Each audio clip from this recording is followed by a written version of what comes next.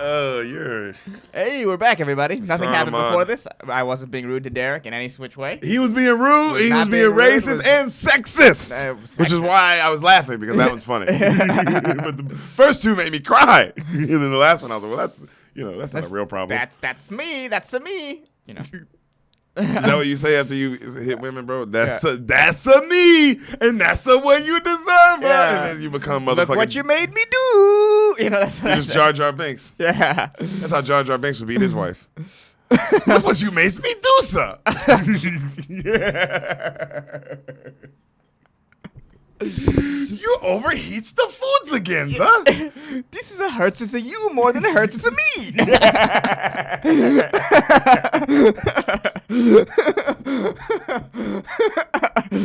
Or this hurts me more than it hurts you. Whatever. You guys get the point. Hey, I think after you get hit, it all kind of, it's all one phrase. Yeah. Ladies, you're durable. Ladies are durable, dude. They take fucking punches from men sometimes. Yeah, and give birth. Both those things. Very tough to do. Yo, Conor McGregor can only do one of those things. Yeah. A woman can do both. Yeah. And look how spectacular Conor McGregor is. Right. He can't get, no matter what he does, though, my Can't nigga give will birth. never give birth. No. A woman can take a punch from the face. From him, specifically. Yeah. Like, you know what I mean? Like, that's how much a woman can do both those things. Yeah, well, women, shout out to women, huh? Dude, we don't talk about it enough. Yeah. Shout We out to don't women. talk about it enough. Shout out to the ladies out there taking punches and giving birth. Some doing both. Sorry. To you mostly. Oh, yeah. Oh, that sucks, and I hope things get better. And thank you for listening to Spill the Beans. Yeah. Sorry. Yeah. We made you sit through your trauma before we got to the movie that you're here for. You know, the movie that you came for, and now you're sitting and going, why did I stay in that relationship for years? Yeah, well, not even the movie you came for. We got to talk about last week's movie. Well, oh yeah, we do. Yeah. Oh, before we do last that, is there anything days. going on in your life? What's going on in your life, bud? Since we've last recorded a couple days ago? No, Yesterday. not really. Yesterday. Well, yes. Yesterday. We recorded Uncut Gems a couple days ago, and nothing big really has happened. Nothing big on? No major life decisions? No, not me really. neither. Not really. I started playing the Nintendo Switch again after a month of not playing due to depression. And, I'm trying to get all the characters because I stopped halfway through. And then now I'm like, Characters all right. for what? Super Smash Bros. Sorry. I should have mentioned that. I said that like you guys knew what was going on in my bedroom. They yeah. should. We've been telling you to put up cameras for fucking the whole time we've been doing the podcast. Yeah, so I'm just trying to get the characters I haven't gotten, getting back in the swing of things, playing a lot of level 7 computers, just not too hard but not too easy, just like spring training. Baseball terms, just trying to get back in the groove. So And that was the Depression Minute. with yeah. The Son of God. Yeah, that's what I've been doing. Yeah, man, life's crazy, The world's just like, every day's the same. But it used to be, the same was different. Yeah. The same, like now every day is the same in that like each day is just like, well, what does this mean? Well, every day's the same, but it's like the same in terms of like, oh fuck, something else crazy has happened. 2020 has just added secret police to their list. Secret police. Yep. There's cool stuff like that. What else? There's no cool stuff going on. Nobody's winning championships, and that's what was most important. Sports are coming back though, it seems, right? It's like basketball starts soon, baseball last day of exhibition games are today, and then they're back to their season. Baseball season starts in like a day or two. Nobody's even talking about that. Yeah, because everyone's just talking about how a giant fuck up baseball has been the entire time. And no one's talking about that at all. No one's talking about how everyone's just like, basketball, come on. Yeah. Let's go with basketball. Yeah. And then football is ridiculous. Baseball with the cardboard cutouts in the stands, it just looks like a Black Mirror episode. That's so weird. Because it's cardboard cutouts that the fans bought of themselves to put on the stands. It's all like real fans. And like for the Red Sox, I think if your cardboard cutout on the Green Monster gets hit, you get 2 tickets to future games and the autographed ball that hit your cutout by the player who hit it. So that's a cool $500. So things. There's positives. That's what I'm trying to say. There are positives. There are positives. Comedy's crazy right now, man. Mm-hmm. This shit's crazy. A lot of the big dogs are all moving. Mm-hmm. As you guys know, you guys listen to podcasts. They're all moving out of Los Angeles. They're all getting out of here. It's crazy. A lot of medium dogs. A lot of R-level dogs are leaving. It's just it's except We're for like definitely small dogs. yeah. We are puppies. You know what? We can bring people out on an off night. That's more than a puppy can do. Yeah, but a medium dog is. That's fair. Yeah, I don't even want to do it because the medium dog's doing pretty goddamn good. Yeah, well, not now. No one's doing good now. But it's I heard Joe Rogan on his podcast say, I don't know if you guys know who that is. Yeah. But he has a podcast. Check it out. And he was somehow he's doing the same thing that we're about to do. This because he's moving to Austin and shit, and he's gonna have to like bank episodes, and then like come film in LA, and then and he'll do that, like film in LA for a week or two, and then go back and just have episodes banked. Yeah. And it was like, wow, that's because you Beaners, just so you know, you're about to get a lot of banked episodes from us. Right. Like a lot. Like a lot, bro. Like a lot. A lot, because we got to go do some stuff. And then we're going to come back. And then bank a fuck ton of episodes. Again. Yep. And we're going to keep doing that until they let us live again. And well, I don't think it's up to them until the pandemic sort of rages down. Until things are just sort of opened up and we can get back on stage and all that sort of stuff. There's no, Hey, we're on the 6 virus's months, timeline. 6 years. Who knows? Yeah. Right, everybody? The virus's timeline. So I'm not even I was talking more about civilization. The whole system collapsing. But yeah, I guess the virus is also a part of it. You're right. You know what? We're both, I think we're on the same page. Yeah. How fucked that you were like, oh no, the virus. And I'm like, oh damn, I was thinking more like, well, there'll be no schools, there'll be no prisons, there'll be. I meant more like that. There'll be no companies. Yeah. Well, there'll be marauding rape gangs just going around. Things are about to get real bad in this country. As our friend Jeffrey Berner said, we're the poor people now. Yeah, we might be poor people now. Mm-hmm. But like we're the world poor people now, not American poor people. Yeah, there's still going to be rich people, obviously. We know, but yeah, obviously there's still going to be rich people. But then we'll eat them. I mean, hopefully, guys. Hopefully, you're really taking to heart what I've been saying. Is we gotta go on their yachts and eat them, and we can't spare their. Sans parents included, and they can't. Gotta eat them too. We can't spare their families. That includes your sister and yourself. It just is what it is. If it's for human progress, we gotta do what we gotta do. And we can finally get another fucking guest on Spoil the Beans, and that's what it really was all about. Finding a roundabout way to get you eaten by your own fans. So I can get another person in this studio. It should be billion. I don't understand how they're even billionaires. Once your bank account hits $999,000, every dollar after that should just go to public works. Says the broke ass nigga with no $1 billion. That's what $1 billion person would be like. Yeah. They'd be like, "Wow, what a poor thing to say." Yeah, every dollar should just go to schools and the crumbling infrastructure. Bro, you sound like the poorest person I've ever heard. What are you saying? Mm-hmm. That sounds like poor thought. That's what should happen.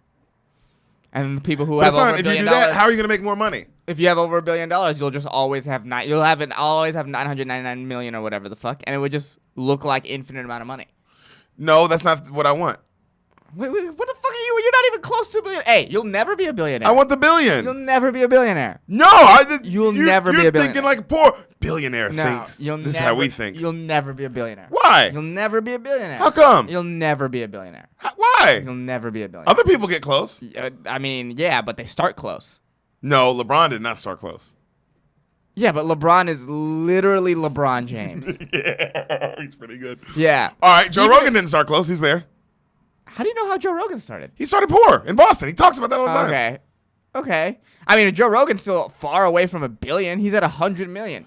Think of how long it took him to get to 100 million. No, I'm saying in his lifetime, $1 billion is not out of his world.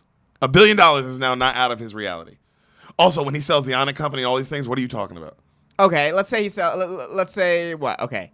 So, I mean, even if... And then let's say the podcast keeps going up. So, in 10 years from now... think about this, He made 2 years, 100 million, 10 years from now. Think about this, right? Let's say on it sells... Let's just give a fucking... Let's say 300 million, right? Let's say he sells on it for 300... Let's say even if it's worth that. I don't know, right? But let's say he sells it for... It was worth that like a year ago. Okay, let's say it's worth 300 million. Then that means he's at 400 million. Which still means he's not even halfway to $1 billion.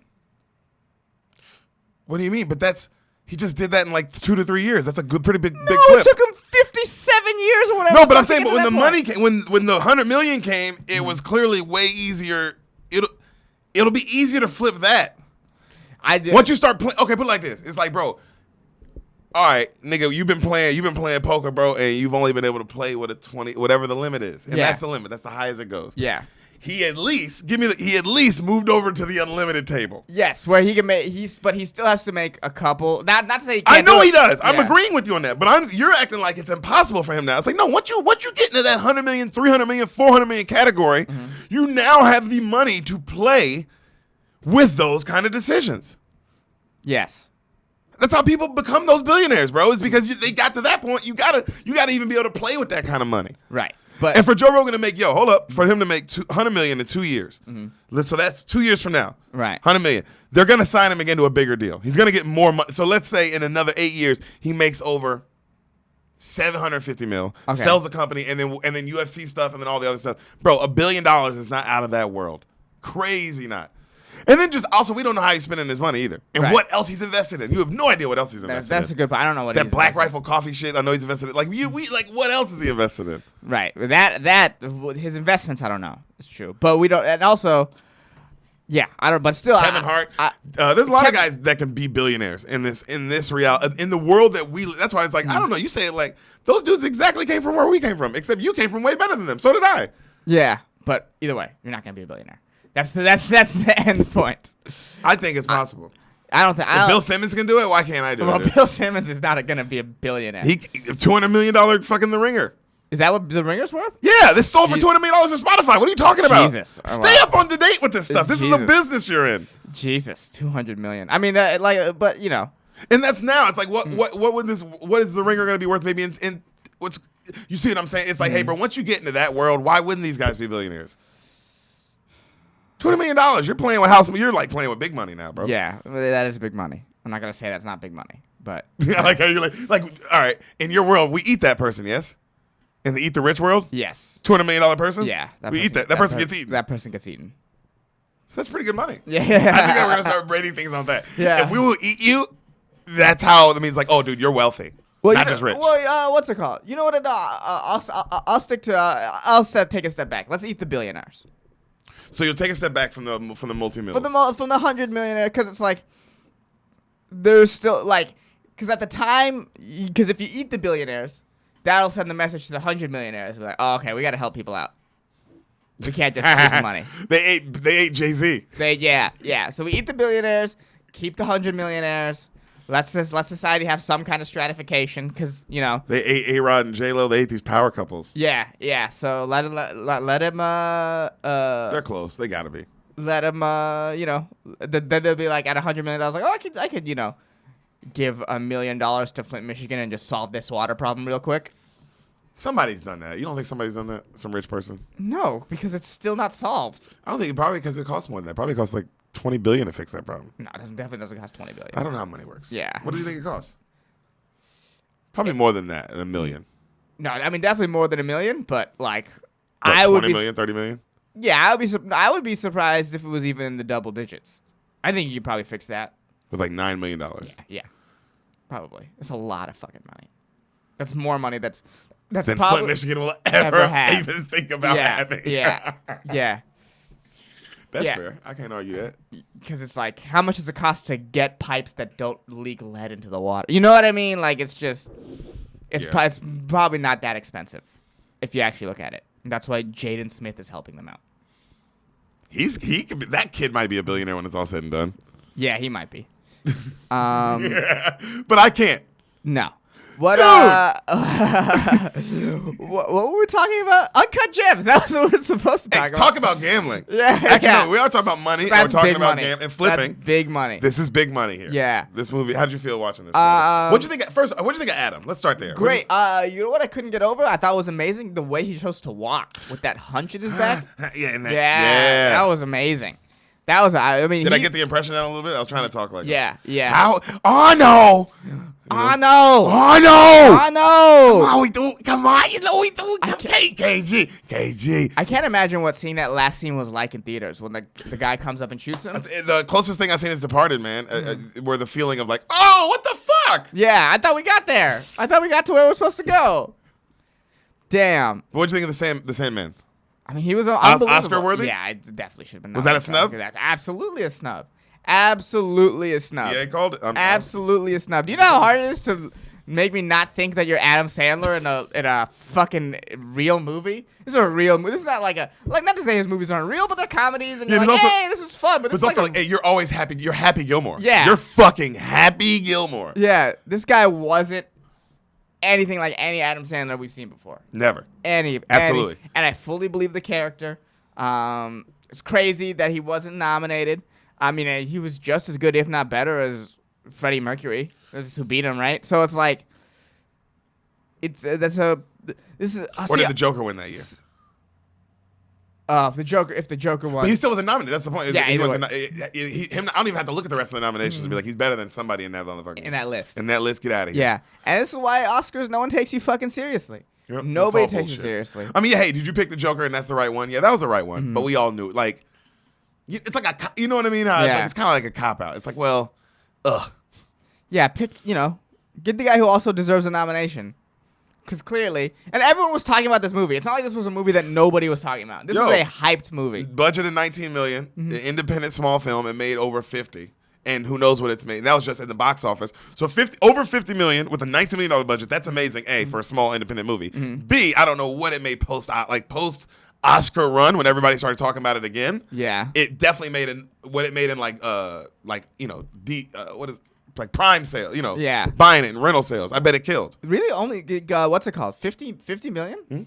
Wow, I'm surprised at how low that is in the sense that, like, bro, everyone I know talked about Uncut Gems. Yeah. I would say more people talked to me about Uncut Gems than Bohemian Rhapsody. Yeah. Even though Bohemian probably made more money than 50 Bohemian million. Rhapsody made like almost like 500 million. Yeah, yeah, It and was so- like a box office hit. Yeah, so This wasn't a box office hit though. This was just everyone was talking about it because Adam Sandler was amazing. So Yeah. and to your credit, right. which means give him the Oscar because Yeah, it's like wow, more people are talking about it and less people seen it. Yeah, so it's like it's insane, and then the trailer looked insane. It looked all insane. And the trailer, I love it because it's about like, but you don't know what it's really about. Right. When you see the movie, you're like, that's what it's about. What the fuck? Going through a lot. It's a lot. The movie is just What'd fucking. you think of KG? KG was great. He was fucking phenomenal, wasn't KG he? was great in terms of athletes and actor roles. Best I've seen. This is good. This is up there with Kareem Abdul-Jabbar and Airplane. Yeah. This That's is- a high bar. And OJ and Naked OJ Gun. yeah, but you gotta give OJ some credit. This is up there. But this is a serious movie. Mm-hmm. This is serious. There was only one scene the entire time where I was like, oh yeah, KG's acting. The rest of the time I believed him. But Huh? It was small. It was whatever. I was like, oh okay. But it was like that's how like that made me realize like, oh my god, KG is doing a great job. yeah.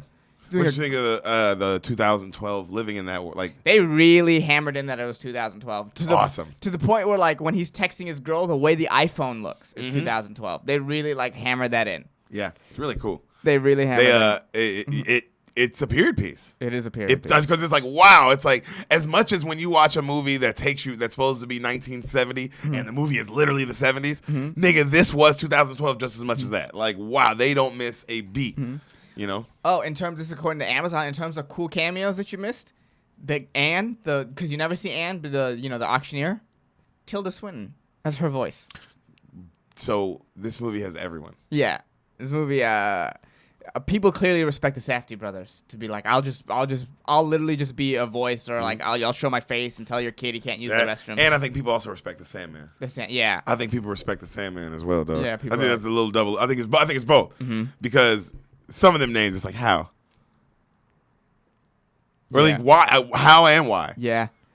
His father-in-law is a relatively famous guy's named Judd Hirsch. Yeah, he's been in a bunch of stuff. Yeah, Gooey. everything. Yeah, Gooey. The situation he puts him in. Yeah. Well, Gooey's lucky that Gooey's rich as fuck. It's clear that Gooey's rich. Yeah, he's got a Rolls Royce. Yeah, and that someone drives. Mhm. Yeah, But that's not the point. that's not the point. It's like, damn, I Because spent. Arnold's rich as fuck, and he's rich as fuck. Yeah. You see, he's rich as fuck too. It's like, oh, this is like you're being disrespectful. To your father-in-law. Sorry. But and then also, okay, he did that to his father-in-law, right? Right, and his father-in-law gave him the stone and was like, whatever, get out of my face. Right. How many times did he do that to Arnold before Arnold got like this? Yeah. And They're family. And what was he? How many lies did he tell his wife for his wife to not even consider going back with him? Oh, she was so over it. It was Yeah. like she was like, "Are you?" It was laughable how over it she was. She was like, Yeah. "Are you kidding me?" Yeah, she was great. She was great. His side bitch is great too. Oh, this whole movie, everyone She's killed bad, it. bro. Yeah, she is. This The, whole the movie. scene with the Weeknd's nuts. Oh yeah, where they're clearly fucking in the bathroom. Yeah. Yeah. Oh god. That was a fun movie. It was a fun movie. It's really good. It's such a good fuck. It's crazy how not the screenplay was nominated for an Oscar. None of it. Doesn't make any sense, that's bro. Pure. That's pure anti-Sandler. That's anti-Sandlerism. It has to be. Yeah. Because the Safdie, it's like or against the Safdie brother. It's something's going on there. Something went on with the Oscars where they're like, we can't give it to this. Yeah. It's like, dude, what? That shit was an adrenaline rush, start to finish. Who won Best Picture this year? I don't have my phone on me. You have your phone? I have my phone. But Yes, let's look this up. Look this up. I mean, whether or not it was better. I want to know who was nominated for Oscar, Yeah. Best Oscar too, for men. I want to know both. I want to know both before we get wrapped this up. You know, we'll wrap this up with some Yeah. fucking Defending the Sandman. Oscar winners 2020 complete list. Wait, make sure it was 2020. Make sure it wasn't the Bohemian Rhapsody year. Make sure I was right on that. No, it was definitely this year. Okay, hold on. Sorry, it's not showing me. I don't know why. Drinking water. Um, Motherfuckers. Oscars 2020. Jesus, it only showed me the winners, and I was like, I don't need to see Yeah, that. we need to. 92nd Academy Awards. Finally. All right. Let's see. Oh yeah, Best Picture was Parasite. Makes sense.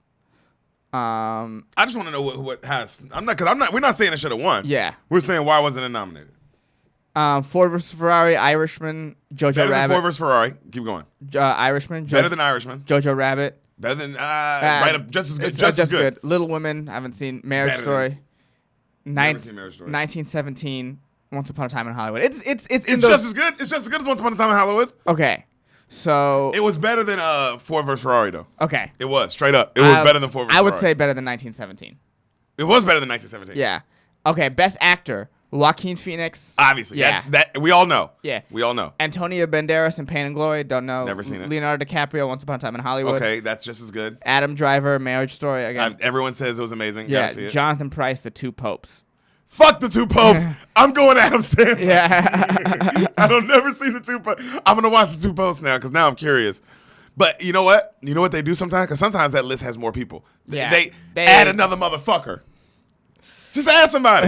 Yeah, just give Adam his due. He deserved to be nominated. That was a huge snub. I mean, but then again, it's the same place that didn't give Leo an Oscar till fucking like yesterday.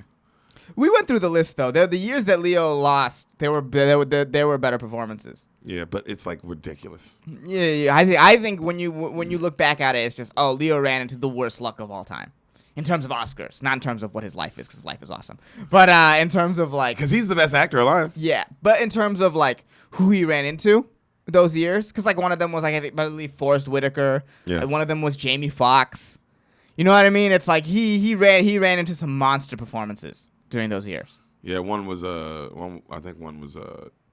fucking Denzel in Training Day. Yeah, so you know what I mean? It's just like it is what it is. One might have been Russell Crowe in Gladiator. Yeah, or some shit. it just is what it is. He got unlucky, but at the very least, He's the greatest. He still Yeah. gets and then he still eventually won. yeah. I mean, obviously, yeah, he was gonna win eventually. He was gonna win eventually. I mean, bro, but think about everything from Once Upon a Time to Wolf of Wall Street to like Revenant. Revenant. He didn't get nominated for Django, which is a huge snub. That was a snub. That was crazy. Yeah, that was a That's big because snub. it's like, yo, hey, I know Christopher Walken won. Christoph Waltz, different person. Christoph Waltz won. Yeah. But the guy who was making it the tit for tat wasn't even nominated. Yeah, I think Also, Jamie Foxx should have been nominated too. arguably he was better than Christoph Waltz in that movie. Yeah, he was better. Yeah, He was better. That's why I'm like, they just weren't gonna give the Oscar to some a blatantly racist character like that. That's definitely not in the politics of the Academy Awards. There's no way. Fassbender was nominated when he was blatantly racist. Yeah, He's but nominated, yeah, you know. and Lupita won. Yeah, well, She was racist as shit in there. Yeah. She hates white people in there. You can see it. You can see it in her eyes. Yeah, but it's like 12 Years a Slave is all like artsy, and the Academy probably feels a certain way about Tarantino. I don't think has he even ever been nominated? Yeah. Has he? What did they? Because I feel like the Academy. Once Upon a Time in Hollywood. Oh yeah, huh? You just said it. You're right. You're right. But I feel I will say this. I feel And like Pulp Fiction, he won. he won for Pulp Fiction. Yeah. Okay. And then he was nominated for Glorious. He was nominated for. I'm leaving one out too. Django. Okay. Okay. Well, Yeah, he's constantly nominated, and then all of his screenplays are always nominated. I mean, he's also I say the GOAT. He's still, yeah. I'd say he's better than Scorsese. He's better than James Cameron, and he's better than Spielberg. If we're talking like the Mount Rushmore of directors and shit, Where would you put Nolan in that? up there too, right up there. But he's better. Tarantino's better than Nolan. Who'd you say, Tarantino or Nolan? Tarantino. If you look at the body work, and Tarantino's better right. than Nolan, but I like Nolan's my favorite. I love director. no. Yeah. I'm talking about, but just who is like, it's like if we're looking at it like basketball, like you know, stats, it's like yeah, and stats, longevity, and yeah. and every single movie is, I mean, from Jackie Brown to Reservoir Dogs. I mean, you know what I mean? Where it's like, oh damn, Jesus, he didn't miss. Yeah, Tarantino. Good job. I would say you say he's better than greatest of all time, better than Scorsese. That's the only other person that I think is close. Is Mr. Scorsese himself, and he's still number 2 under the Tino. Both Kill Bills. Are you kidding me? I don't know. Also, all the originality, because even like this is why, because all of Tarantino's scripts are his original thought. And it's all one world, which is kind of crazy. See what I'm saying, bro? Yeah. It's like even Scorsese, it's like he's pulling from stories and books and all these things. And Yeah. I'm not saying it's not awesome. I love it, but nigga, Hateful Eight, this all just came from his brain. Yeah. James Cameron also, nigga, don't get me started on how because if we're going visually, not even close. If we're going visually, he fucks up everyone. Yeah, I mean, he just makes these stunning movies. And he makes like epics. And we don't know. I mean, Avatar 2, we don't know what that was going to be. No. Who knows what that was going to Yeah, be? I wonder what's happening with that right now. Got fucked in the butt. I'm sure like everything else. Yeah. Hollywood's done. There's no Hollywood anymore. I seen our boy Dean Del Rey. Shout out Dean Del Rey. Funny comic. Yeah. If you don't know who that is. He's a very funny comedian. But he said to Joey Diaz on the podcast, LA is done. Every city is now an even playing field, so you can go where you want. Yeah, you can just be and then create from where you are. Yeah. Yeah. Bro, this shit's different. Bro.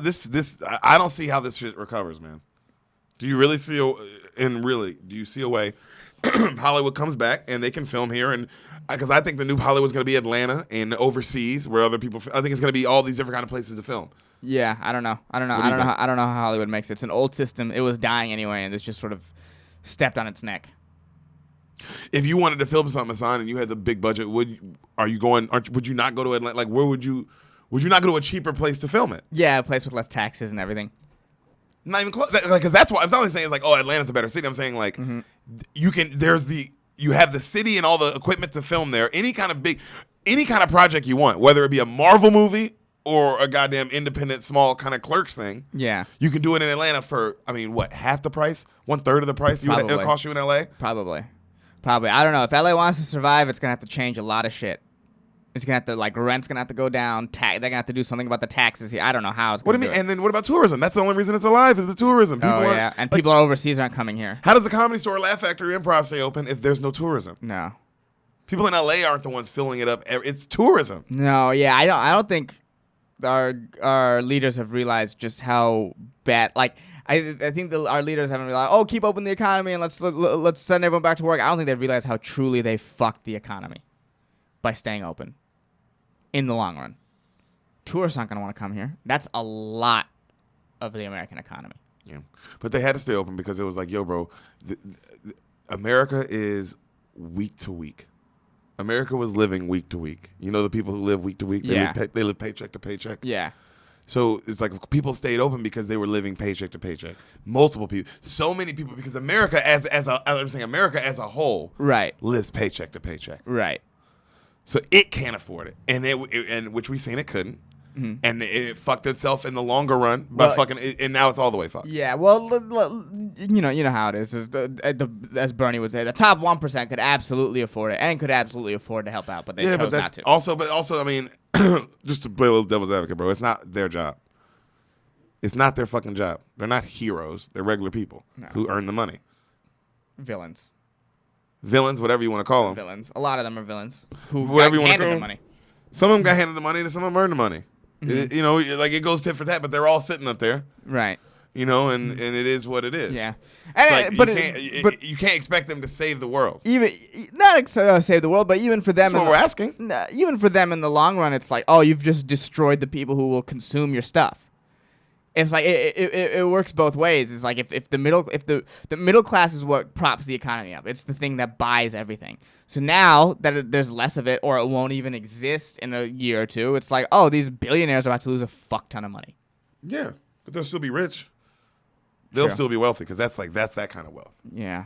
You know, once you hit that kind of wealth, you know, you lose a little. You lose a chunk, but you're fine. You're fine. It ain't like a rich person like how, or even people like all me, you, or Sam's family who all do well. How it could all go. Everything could go south. Yeah, everything. Yeah, You know, I think about that all the time. None of us are sitting on family generational wealth. All of our parents are the first ones in our family to make money. Yeah. My parents came out of poverty. Your parents came from poverty. My parents came from poverty. Sam's parents came from poverty. So, and they're all living fine now. But it's like, oh, that's not that's not, oh, your family, your dad's dad, you know, John, we're all named, you know, I'm the 7th and you're the son of the 6th. Yeah, you're right. And we're sitting on our royals, you know? Yeah. It's like we're one good fuck up away from being right back homeless. down there. Yep. Yeah. Yep. So, yeah, you're right. I mean, this shit's bad. Yeah. But it's also good because you listen to the podcast and we're having fun. You know, listen to this. You know what I mean? We'll be right back. We love you. Beaners. This is your intermission right now. Before we get into the episode you are here for, really quick, thank you for listening. Yes, we love you. We do. Please subscribe to us on YouTube. Rate and review this podcast on iTunes. Please rate and review. That stuff matters. We could use the help, and we would appreciate it. Yeah, tell your friends about the podcast. We know you love it. Tell your friends about the podcast. We know you love it. You keep going back and listening to old episodes. That's Yeah. how we know you love it. We appreciate that. And follow us on Instagram at Spoil the Beans, and then you can find our individual Instagrams. We're linked on everything. Follow Derek us from Poston, Sanamad. there. Yeah. Yeah. Oh, and shout out to Greg Scamato for making our theme music. If you want some more samples from him or maybe help from him, check out gregcanhelp.com. Yep. Yeah. And now back to your future presentation. Hey. Oh, God. Stop. Shave your body. Look how hairy. Stop. That's horrible to the listeners. We lost 30 listeners. Shave your body. Look how hairy you are. No, my body. Look at you. Yeah. I mean, You're yes, a big there's a hairy lot. wolf man. There's a lot going on. I won't lie. There is a lot going on. But I refuse. I will have a ponytail at some point. Maybe. I don't know, man. This is It's growing fro.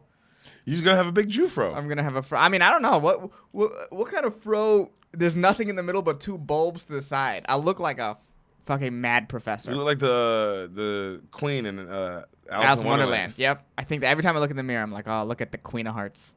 Off with their heads. Off with their heads. You seen that movie? Use a flamingo. I've seen both. I've seen the original and the new one. That's because you do drugs. No. You're a druggie. No, I don't think they have anything to do with drugs. The They original definitely have stuff to do with drugs. Well, I'm sorry. I don't think they have anything to do with me being on drugs. Okay. That's what I should say. I'd say both of those movies are all extremely drugs. Are all drugs. Yeah. The first one, the animated one, is a classic. That's a great movie. What do you mean? I think the second one's a classic with Johnny Depp. The first classic? I wouldn't say a classic. Absolutely. It's not a bad movie. I would say it's a classic. It made $1 billion and it's very good.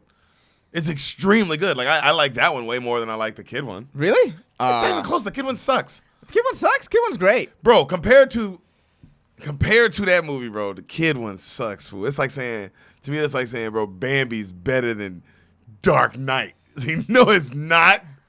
No, it's not. First of all, those two aren't comparable. That's what you're comparing. Exactly. No, I'm comparing the same story. No, but the movies are such different universes. It's like, bro, we're talking about a real movie that's like a blockbuster mega franchise. We'll put it up in the poll. We'll pull no, but that's not what I'm saying. Because the poll, all you can ask is like, what's a better movie? When I'm asking, like, bro, like, how would you even compare these 2 movies, bro? Well, not which one I liked better. What do you mean? I can like one better than the other. You liked the shitty kid one. Yeah. With its shitty graphics. Yeah. And no Hella Bonham Carter. Versus with Hella Bonham Carter. Yeah. You're crazy. Yeah, I have no. Who's in the first one? Is Hella Bonham Carter in it, or Johnny Depp? It's a cartoon.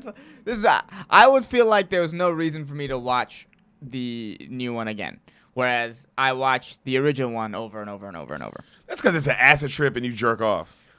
What? No, I'm not saying you do. But hey, I'm not saying you jerk off to the movie or you do acid. I'm saying the movie is an acid trip. Yes. And you jerk off. That is Do those, okay, in a court of law, those two things stand. yeah, those two things stand, but no, I would say objection. I would be like, they have nothing to do. They have nothing to do with the movie. But you do those things. They have nothing to do. Yeah, but that doesn't stand. The movie isn't as. That would be like What? if someone murdered someone and it was like, well, and the lawyer was like, well, Alice in Wonderland is an acid trip and you jerk off, and then the lawyer would be like, objection, and you'd be like, why are you objecting to this? Those are both true. Yeah, that has nothing to do with the argument.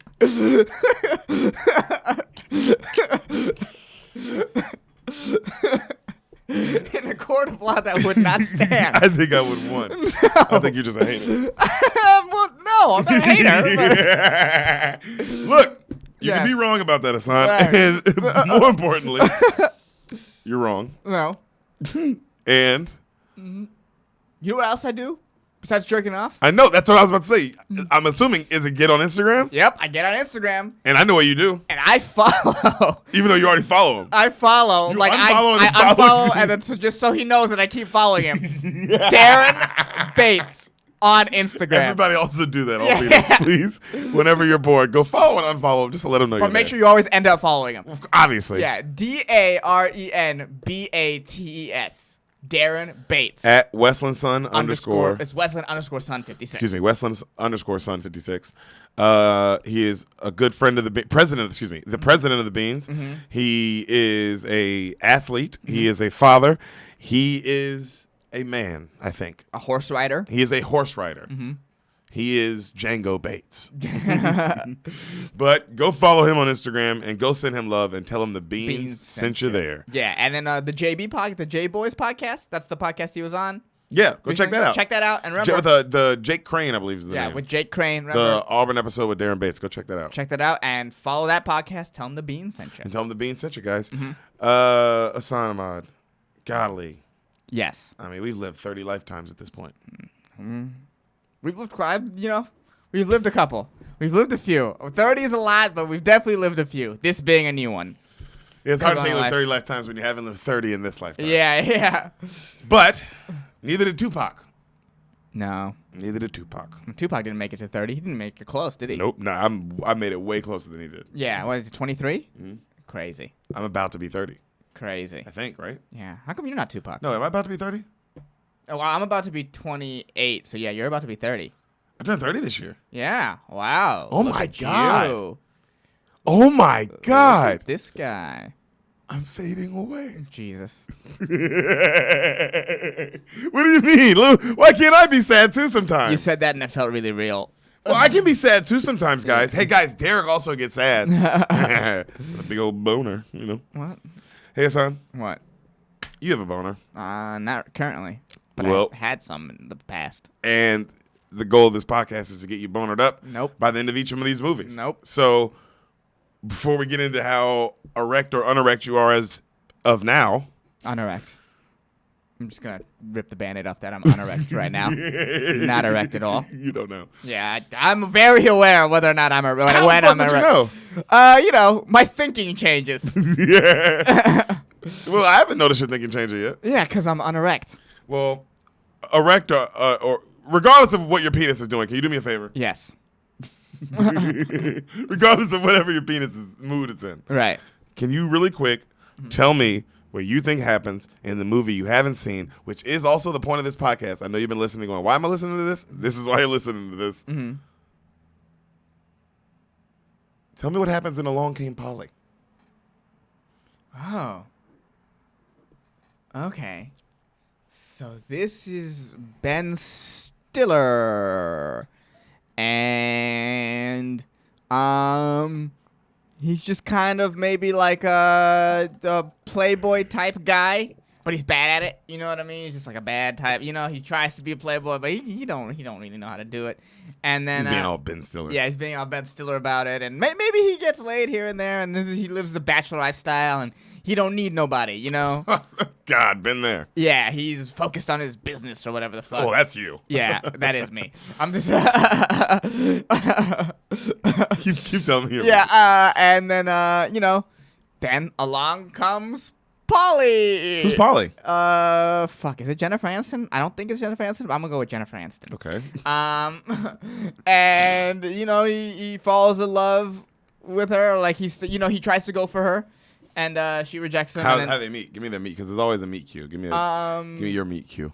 They. See if you can write one. Okay. What's a good meet cute?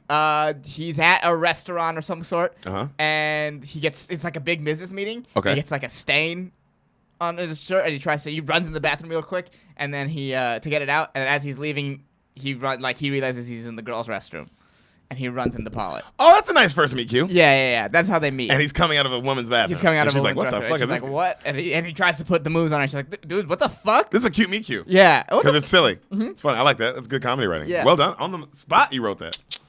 Well, and he goes, what the fuck, and then as he tries to get her, actually go for her, he starts slowly falling in love, and then he realizes, oh, all the stuff around me isn't as important as being with somebody who appreciates me. And What's the conflict? Does he leave a big meeting and go for it? Like, what's the Yeah. He does. He has to make a choice between her and work? and he chooses her, and there's a scene where he's running to her. Along came Polly. Yep. That's good. That was cute. It's pretty right down the middle rom-com. Yeah, you throw your fastballs. I mean, right dead center. Yeah. You don't like to put any movement on those. No. But sometimes you got to do that.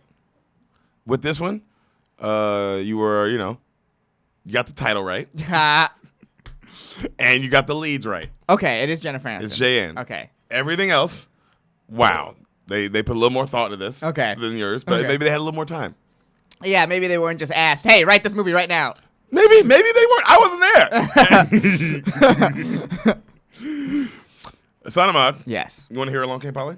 Let's along come. You Polly. like the still man. I do like the still man, and I like the Gen woman.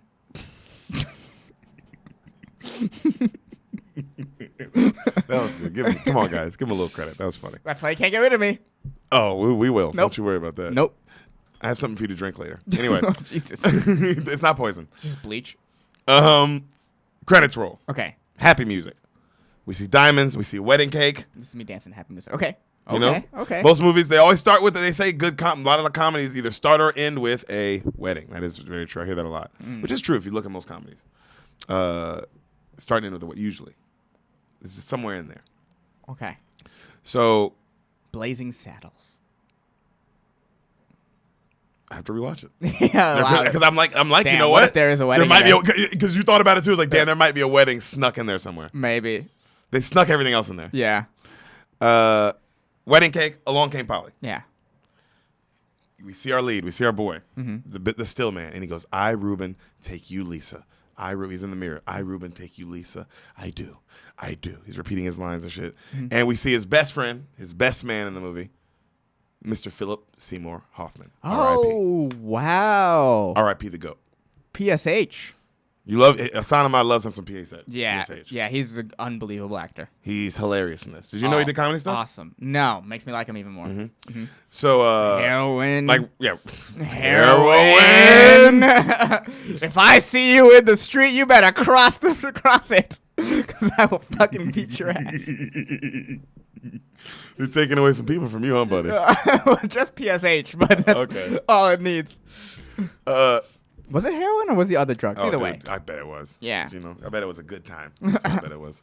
So he falls, and he's like, right when you see him, he falls and busts his ass, almost like some Jack Black kind of comedy. Have you seen comedy. In Cold Blood? In Cold Blood? Oh, Capote. That's what it is. Sorry. Capote? Yeah. Never seen Capote. Okay. No. Have you seen it? No, but I've read it. I've read the book that it's based on. So I was like, I wonder what the Maybe movie you is should like. see it then. Yeah. Yeah, since you know it already. Yeah. The story's insane. Anyways. Keep that in mind. Yeah. Well, I guess you don't have to. We have it documented. Yeah. So,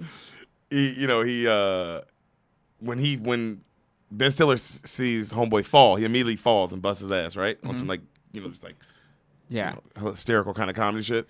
You see Ben Stiller immediately start worrying about everyone slipping. We got to fix this. Oh my God, this is a big problem. We can't have any mix-ups. And the lady's like, hey, you got to calm down. You can't, worry about something. He's like, hey, I'm a risk analyst for a living. That's my job to worry. Okay. Okay. He's extremely neurotic. We immediately see that, all right? Okay. Then we see him in the kitchen panicking about every little thing and being crazy. And while he's doing that and, like, his boy is standing next to him, Philip Seymour Hoffman, one of the kitchen guys looks at Philip Seymour Hoffman and goes, whoa, hey, aren't you Philip Seymour Hoffman? No, he doesn't. He goes, okay. hey, aren't you the dude from the movie Crocodile Tears? And Philip's like, yep, that's me. Kid, I was a kid when I was in that. He's like, damn, bro, that bagpipe scene. Dude, that's classic, bro. Everybody remembers that. He's like, yeah, that was me. Thought of that on my own, improvise that. So you want an autograph? And the guy's like, no, I'm cool, man. I don't want an autograph. And he's like, oh, okay. And so cut to, he's like talking to Reuben about like his career. And he's like, oh, I just booked a play. And he's like, oh, what play? He's like, oh, the play like down like the amateur at the local theater kind of shit. So yeah. He's a childhood star. Star who's fallen on hard times. Yes. Yeah. And but he goes, Heroin. He goes, they're making a true Hollywood story about me though. Okay. So it's all good. And he goes, really? He goes, yeah. So it's gonna be great. So you see Reuben. Him and Philip Seymour, they're about to walk into the wedding room. Right. And he grabs them. He goes, hey, are you sure you want to do this? And Reuben's like, Sandy, that's Philip Seymour Hoffman's name. He goes, Sandy, there's not a doubt in my mind. A perfect woman, a perfect life. This is gonna work. Cut to him smashing the glass and kissing his wife. The Jewish thing where they smash the glass. Yeah. Mazel tov, hava, ladiva, hava. Credits are rolling. Ladiva, hava. Like the party starts. And they got the chairs up. Yeah. He's got a beautiful wife. You'd recognize her from shit. Okay. They're having fun at the wedding. Everybody's having a good time, right? They cut to they're having like the reception dinner. His boss grabs the mic. Hello, everybody. Hey, hello. It's Alec Baldwin. Okay. This young man, Reuben Pfeffer, the best risk analysis person in the whole goddamn world. Reuben, Lisa, let me tell you something. I would insure your marriage every day of the week. Because they run risk analysis. Yeah. That's his boss. Oh, yeah. Hey, relax, huh? Oh, dude, Alec, come on. You don't love Alec? That's a good line. That's a good line. But, like, that's a funny line to watch. To say, but at the wedding, I'd be like, ugh. Oh, yeah. I'm like, oh, my boss is the worst. Yeah. Why am I letting him talk? Yeah. Are we trying that to close? move up. I'm trying to move up. Yeah. He's at that level, too. He's trying to move up. So he goes, anyway. Everything's a game. Yep. Mazel. Good things. So Reuben gets up and he tells a story about how him and his wife met, and it's this really lame story. And she was like a real estate agent, and like that's how they met. And he was buying a condo. It was just really lame. And then he goes, but after a month, I knew this girl was the one. She's like, oh, Ruby. Cut to dun, dun, dun, dun, dun, dun. They're at the Bahamas dun, dun, dun, dun, dun, for the honeymoon. Right. Dun, dun, dun, dun, dun, dun. He busts in the room. He's carrying her in the room. They're all excited, and he accidentally drops her. She like fucking busts her ass.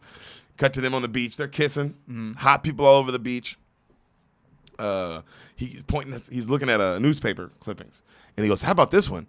And she goes, "Oh, honey, you already know. We went to that house. We visited it." He's like, "Oh yeah, we did." She's like, "Yeah, we said it was absolutely perfect, but it was way too pricey." And he's like, "Oh yeah, that's right." He goes, "It's off the market anyway." She's like, "Well, how would you know?" He's like, "I bought it." Ruby, what? I bought it. She's like, "Oh my God." He's like, "You look shocked." She's like, I'm in shock. You don't ever do things like that." He's like, I know. I just bought it. I just did it. Well, when did this movie come out? 2003. Okay. Right when you could just buy a house willy-nilly. Oh, yeah. Yeah. You said that, and I was like, this is pre-2008. He makes money, too. He's rich. Yeah, I know, but still, even then. But still. Yeah. And when you see the house, you're like, oh, my nigga got money. Yeah. Okay. They're in New York, too. Oh, shit. He's rich. Okay. You bought a house in New York already. You're like, it's like buying a house out here. You're like, oh, you're doing well. You're doing very well. So she's like, oh, Ruby, we have a house. And they're like, they kiss. Mm-hmm. Right then, you see this big, like, buff foreign dude come up, right? Mm-hmm. Hi, hello, how's it going? He's like a white looking dude, and he's butt naked, right? And he's like, I see you're new to the island, but this is my boat over there. That's my boat. Hello, I'm Claude. And they're looking at him, and his wife is just staring at this dude's dick. Okay. And she's like, whoa, that is pretty big. And he's like, yeah, it's good sized boat, And he's like, I scuba teacher. If you are for scuba, we come have a scuba party, yes? I get you certified, we handle it. And then Reuben's like, I don't know. And she's like, oh, I kind of want to do it. I'd love to scuba. What do you think? And he's like, all right, maybe, right? Yeah. Cut to, they're walking up. They're getting close to his boat. As they get close, Reuben gets nervous. He's like, He goes, honey, I can't do this. She's like, oh, Ruby, come on. It'll be fun. He's like, oh, I can't. I get queasy on boats. It's too much. I don't want to go. She's like, oh, well, I'm not going to go without you. Let's just go. He's like, no. Go. Like, go. Don't, what? She's gonna fuck this guy. She's like, no, go. He's like, go. Seriously, she's like, Ruby, I'm not going without you. No, go. Seriously, have a good time. I got some stuff I've planned anyway. I'll come pick you up at 4. And then right then the foreign dude goes up. He goes, okay, we go for scuba? And he goes, oh, no, I'm sorry. I'm not going to go. Reuben, not for scuba. Not for scuba, Reuben. He's like, no, I'm sorry, Claude. And he's like, Claude, can I talk to you? And he pulls him aside. He goes, hey, this woman is so important to me. I need you to protect her with your very life. You understand me? And he goes, Reuben, look me into my eyeball. I will treat her and take care of her like she's my very own blood. And he's like, okay. All right, you ready? And he picks her up like easily because she's like, oh my God. She's like, I love you, honey. He's like, I love you. And he carries her onto the boat, right? Okay. This nigga leaves. He goes back to his hotel room. Happy music still playing. Mm-hmm. He sets the room up all beautiful and romantic with rose petals and a message on the bed with chocolates. You know what I mean? Like really nice, beautiful shit. Right. And he gets all dressed up fancy. He's got like a nice white outfit on with the champagne and the 2 glasses. And he comes running back to the beach. And he's like, hey, Lisa, Claude. Can't hear anything. So he comes up on the boat. Hey, Lisa. He just hears.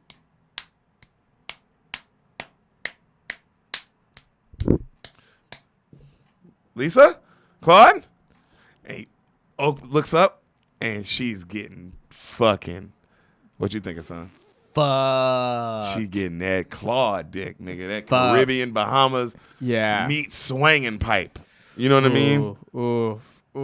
She's like, oh yeah, and they still got their flippers on, and that's what the sound was. Okay. Them hitting their flippers against the wall. And he's just watching, and then he's just watching, and then she's like, oh my God, Reuben! And he goes, oh, Reuben, it's not what it look like. You know when it's not what it looks like? Yeah, when it's exactly what it looks like. Yeah. Also, bro, it's like, damn, bro, she was like way too, like he was dicking my wife. You walk up, you're like, why couldn't she just be getting raped? Oh, God. Well, at least I'm not sad. Jeez, what? Because I know she's a slut bitch who deserves it. I'm just like, I don't know what you think at that moment, bro. I'm sure you think some dark shit, though. Yeah, you definitely don't. You probably think more murder. Like, oh, bro, I hope they both fall off this boat. Or I'm going to kill somebody. Probably how you feel. Damn, you busting these niggas aside if you got a gun on you? Man, in that moment? In that moment. Where she's getting dick down screaming for it. I mean, I might. You just bought a house. I might. Especially because, I'm very luckless when it comes to love. So, me, I think I found somebody. You fell. I fell in love. I found somebody. Oh, yeah. And I had a gun on me at the time. That dude might be dead. What about her? Nah, I want to do something a little more, psychologically mean to her. I would want to leave her in the Bahamas after killing the guy she fucked. Oh, yeah. You're also going to prison. You murdered a guy. I'm leaving immediately. I mean, yeah, but I don't know if it works like that. I'm leaving immediately. I don't know if murder works like that, buddy. Sorry, I don't know how it leaving works. immediately. You saying you'll be okay? Someone has to find the body first. Get out of town before the body gets found. That's my. Who get taught out you of that town rhyme? before the body gets found. Is that one of those baby. rhymes your mom taught you when you were a kid? Because that is really fucked up. Dude. Yeah, get out of town before the body gets found. That's what my mom always told me. Well, Cena, oh my God. Hey, you got to get to where you get to. You know what I mean? So. Right then, they cut to him and his girl having an argument. And he's like, you're staying on the island with Claude? And she's like, Reuben, it's just a lot going on. It's a lot of feels. And then he looks at him. He's like, Claude, what did you do to her? Did you spike her drink? And he goes, Reuben, I did nothing. We have scuba. We have talk life. We drink wine. And we can't help it. She make the fire in my trouser, Reuben. And he's like, which also, yeah. And then Reuben's like, oh, my God, I can't believe this. I can't believe this. And he goes, Reuben, it's like the story of the hippo. Do you know the story of the hippo, Reuben? And he goes, no, I don't know the story of the hippo. And he goes, well, the hippo, he's sad of being a hippo. He don't want to be a hippo no more. So he painted a stripe of the zebra on him, but everyone knows he's still a hippopotamus, And so he's painted leopard spots, but everyone goes, that's not a leopard, that's a hippo. So one day the hippo had to look into the mirror and he had to tell himself, you know what? I am a hippo and I am okay with this. And then he was happy as a hippo.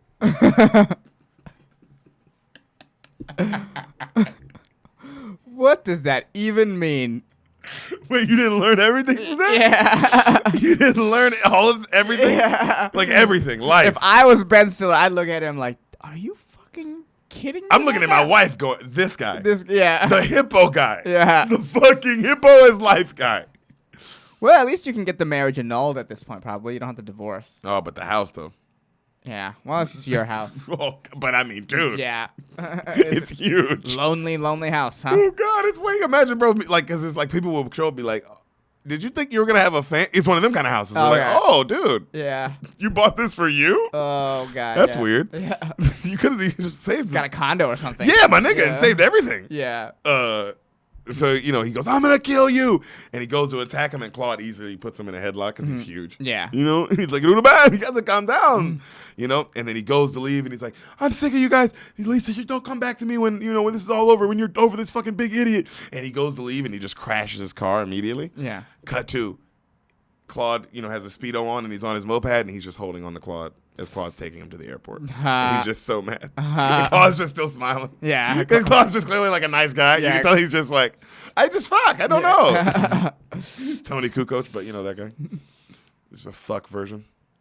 So, I'm trying to find where I'm at. Yeah, so he's I'm guessing he's back in the States now. Yes.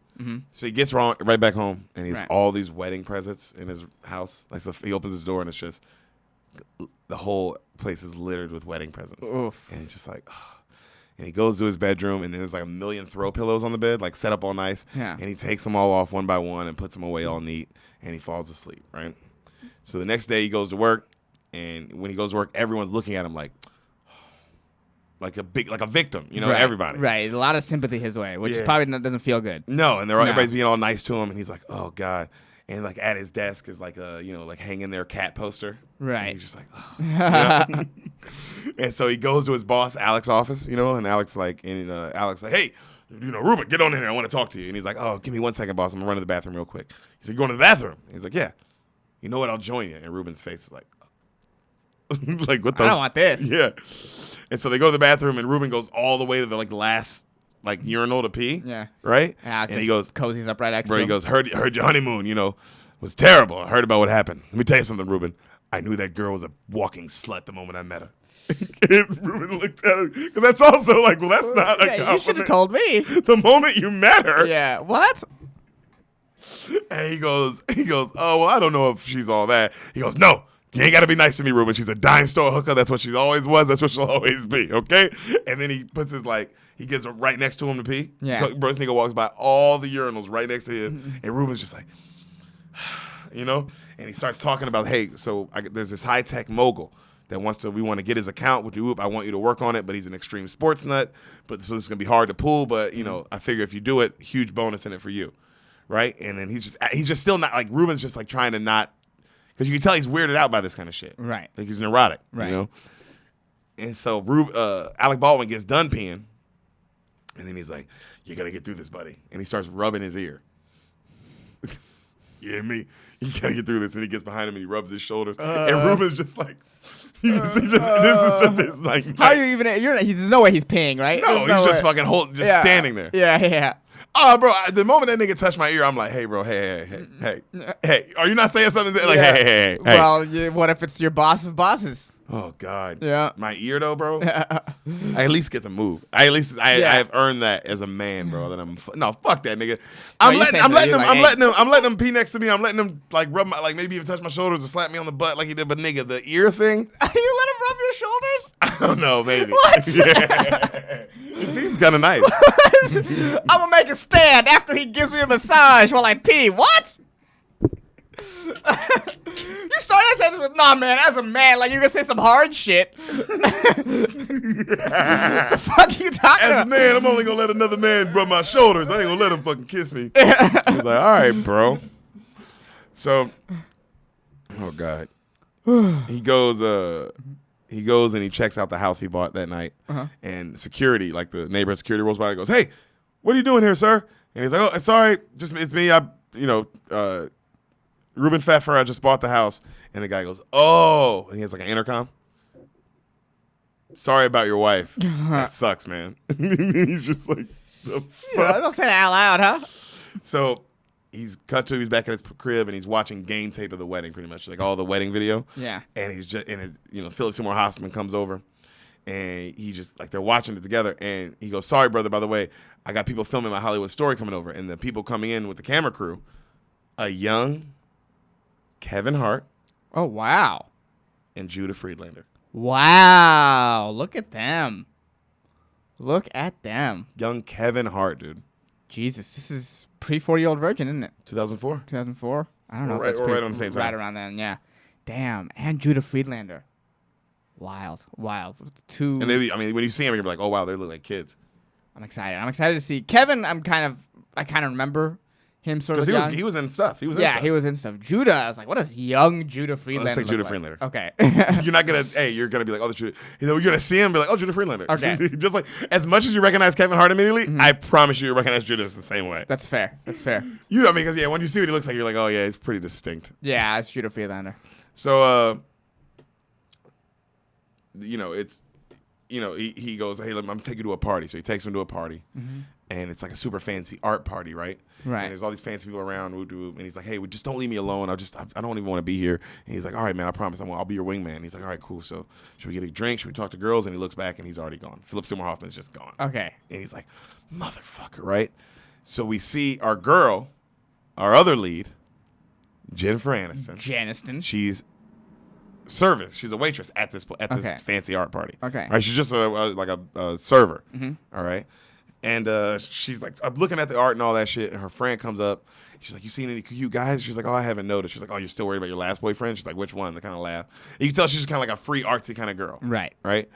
So right then she looks at Ben Stiller, who knocks something over. Right. And she's like, oh my God. She kind of laughs. And then she's like, oh my God. And she looks at her friend. She's like, I know that guy. And she walks up. She's like, Reuben Pfeffer? And then he's like, hi, do I know? She goes, it's me, it's Polly Prince. We went to middle school together. And he's like, oh my God, Polly Prince? Yeah, you left before high school. And she's like, I did. And what do? She's like, yeah, my mom moved to Michigan, so that's where I've been living. He's like, oh, wow. He's like, you live back in New York now? And she's like, yeah, actually a few months ago is when I finally get back to New York. He's like, well, that's crazy, right? And then she's like, so what's your deal? You married with kids? He's like, no, I'm single, haven't taken the plunge yet. And she's like, wow, I just knew you'd have been a married guy. You always seemed that kind of vibe. You always were a girlfriend guy, And they kind of talk. And then right then, Sandy walks up, and he goes, "Oh, Ben's like, Sandy, it's fucking Polly Prince. Remember her from middle school?" And he's like, "Oh yeah." And she's like, "Sandy, hey, last time I saw you, you were playing bagpipes in that movie." I knew that I was gonna say, I should have said it then. I was like, this is gonna be a callback. This is gonna be that's a why bit. It's funny too, because it's like bro, that would fucking. Yeah, that haunt you. That shit would haunt you, bro. If you killed it too. Yeah, I will haunt you. And he goes, yeah, that was me. And then he whispers to Reuben's ear. He's like, Reuben, we have to leave. He's like, why? No. I want to hang with Polly. This is cool. And he goes, Reuben, we have to leave. I just sharted. He goes, what the fuck? He's like, what the fuck does that mean? And he goes, I tried to fart and I shit myself. What do you mean? What does it mean? He's like, oh my God, you are fucking disgusting, Sandy. He's like, look, we have to leave now. And so right then she's like, hey, so I have to get back to work. She's holding like cocktails and shit. She's like, but Sandy, do you still act? He's like, yeah, I'm actually headlining a play down the street. Jesus Christ Superstar. And she's like, oh, wow, good for you. And then she's like, well, it's good to see you guys again. And she goes to leave. And as she starts serving people, she bends over. She has a really hot, like, lower back tattoo. Ooh, and they're both like, damn. So cut to, they're playing basketball. Let it rain. Everyone who's seen this movie, that's one of the famous quotes. It's Philip Seymour Hoffman. He's terrible at basketball. Yeah. And he screams things like that, and he misses every shot. Okay. Rain Man! And just each shot just fucking hits the backboard so hard. So hard, too. That's funny. Right? He's like, hey, Sandy, I think I'm going to find Polly's information and ask her on a date. Why the hell would you do that? That's stupid. She's not for you. I'm telling you. Oh, I don't know. I kind of liked her. There's a vibe. Right then, these two guys come up and goes, hey, you guys want to hoop? And he's like, oh, we're actually talking. And Sandy's like, let's go, fucking losers. And he's like, all right, pick and roll, outlet, rain dance. And this nigga keeps hitting the backboard so hard as fucking Ben Stiller's asking for the ball. And the one time he gets the ball, he like makes a shot. He trains it, yeah, obviously. So he goes, time out. Hey, Sandy, why do you think Polly's bad for me? He's like, look, dude, I'm telling you, you don't know her. She's definitely not your type. He's like, I went through her old middle school yearbook stats. She was this, she was that. She was like delegate of this. She's got pretty good yearbook stats. And he's like, I'm telling you, bro, girls with back art like that aren't good girls. Okay. And he's like, all right, I told you this movie's a really good movie because you don't know what kind of rom-com it is. Yeah. It's already like, oh wow, I wouldn't have thought of all, like they already know each other. Yeah. Like all the meet cute is even, it's like, oh, they already know each other. Interesting. You didn't see that, you know what I mean? Like all these little things, you're like, oh, I didn't see that coming. So I didn't get the bathroom part right in some sense. So what? There was a scene in the bathroom. Oh yeah, you got the version of the bathroom. Oh yeah, we're not even all the way there yet. Wait till we get to the bathroom stuff. Oh, this is more bathroom stuff? Oh, dude, we haven't even got to the bathroom Oh, wait, stuff. he sharded. I'm pretty sure bathrooms are going to be a big part of this.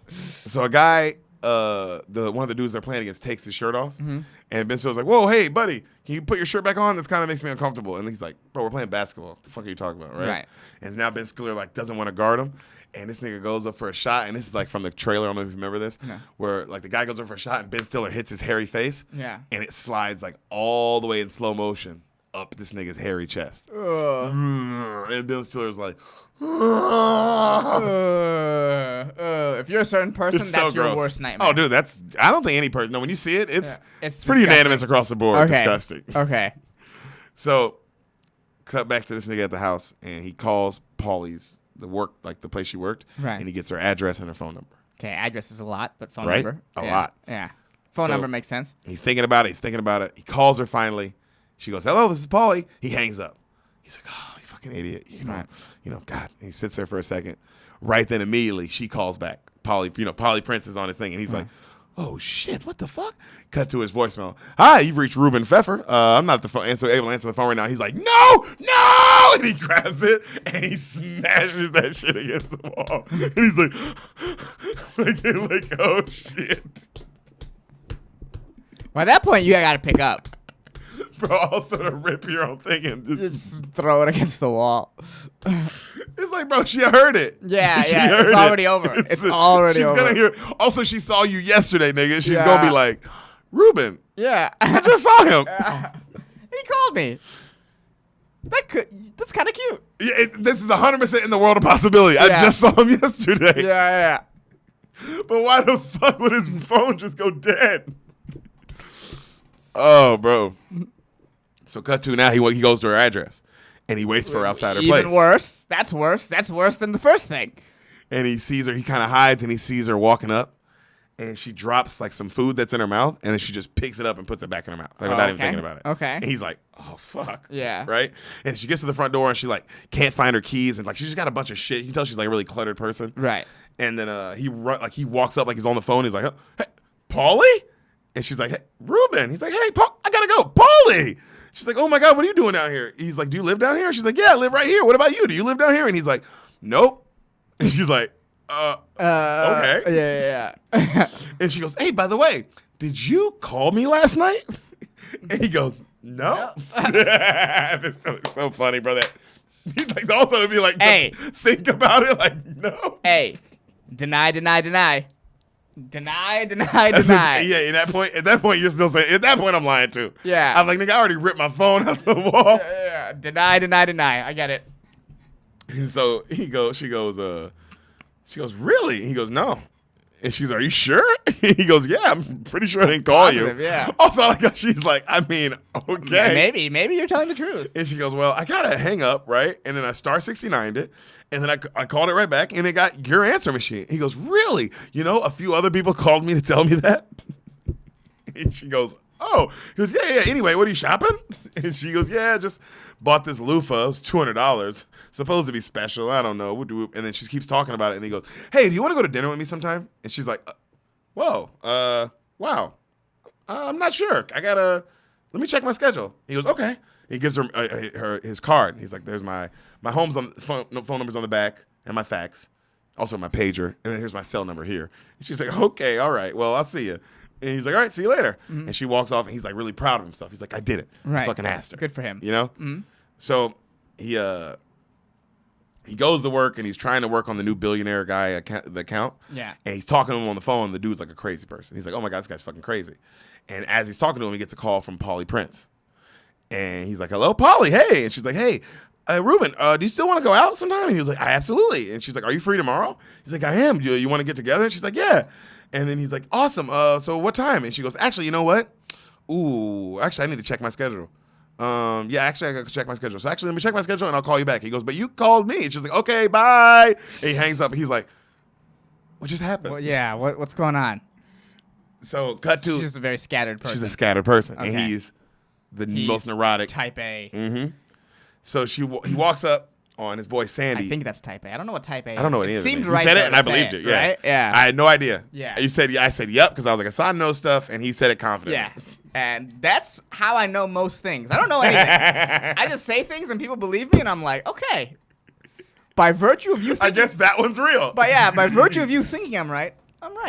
And that's how life And works. I'll log that one in the right column. Yeah. Just you move stuff over your filing cabinet yeah, in my brain. neutral to right. Like, Yeah. no, didn't know how I felt about that, and Yeah. now I'm right about it. Yep. And I'll let everyone know that they're wrong. And like it's just like, what? That's not. That's how I live. All right, so let's get back to this type A guy. We don't know. Okay.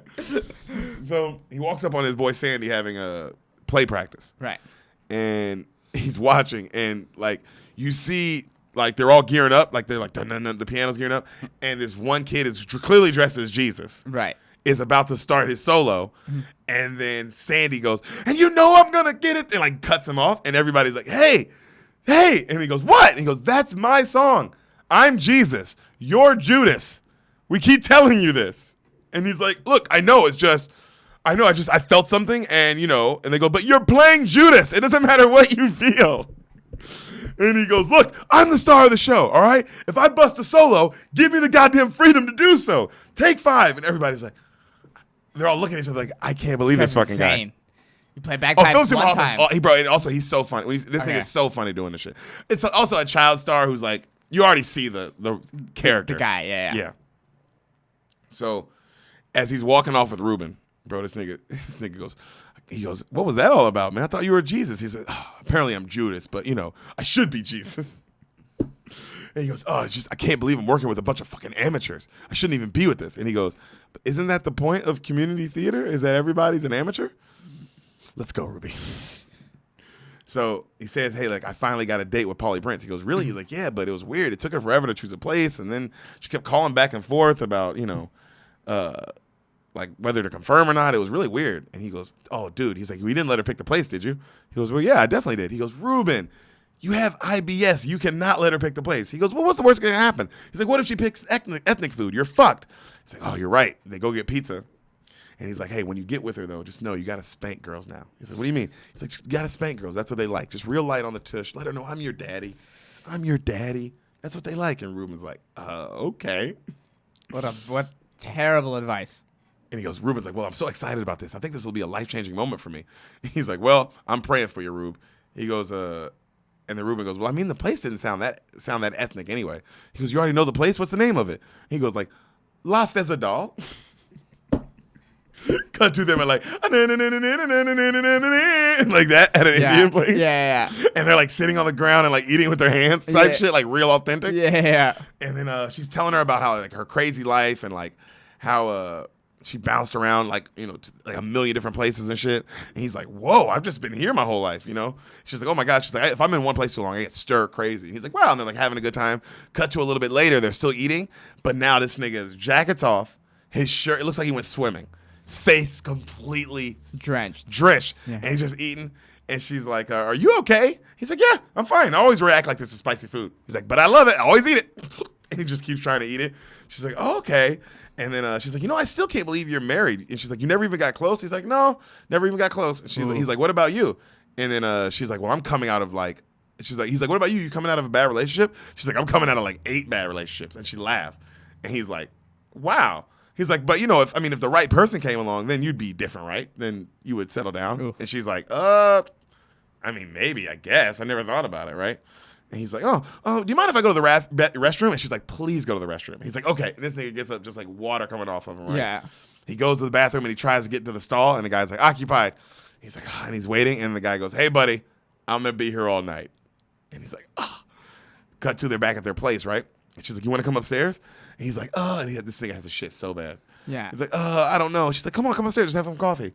He's like, okay, and he goes up. That's the wrong thing to have when you need to shit.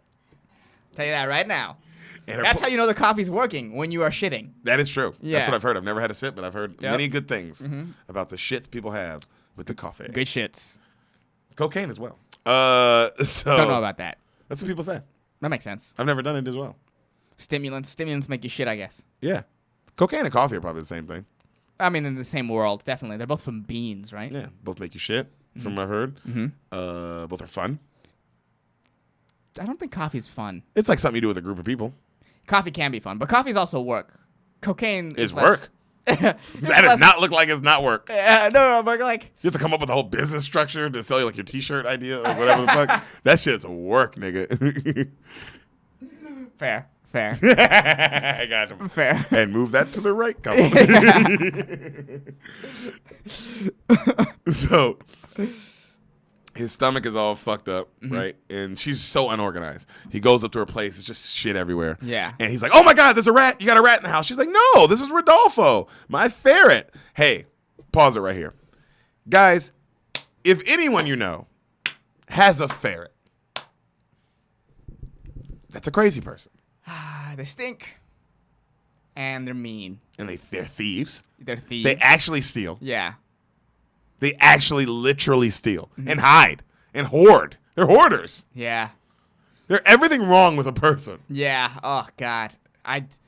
We've also both of us have met a ferret that we don't like. Ferrets also, I mean, a ferret owner. Let's get into that. What's going on there? Not a cat, not a dog, not a turtle, not a pig. Supposedly very loyal. They're definitely not. You met them, right?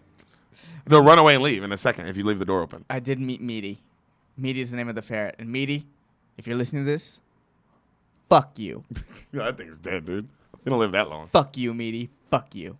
No, but they definitely aren't loyal. No, not the one we met. No, none of them. No. That's not how that animal works. Yeah, they're rodents. Yeah, rodents aren't loyal. Yeah. There's no loyalty at all. Yeah. Yeah, what's going on? Yeah, what is a ferret? Why would you have that? People have rats. People like that. Yeah, people have fucking rats. Yeah, so I said they are Ron Weasley. Yeah, they are cuter than rats. Ferrets? Yeah. Yeah, they're cuter than rats. Not cuter than any other animal. No. And they stink. They do smell. Oh my God. Like bad. Yeah.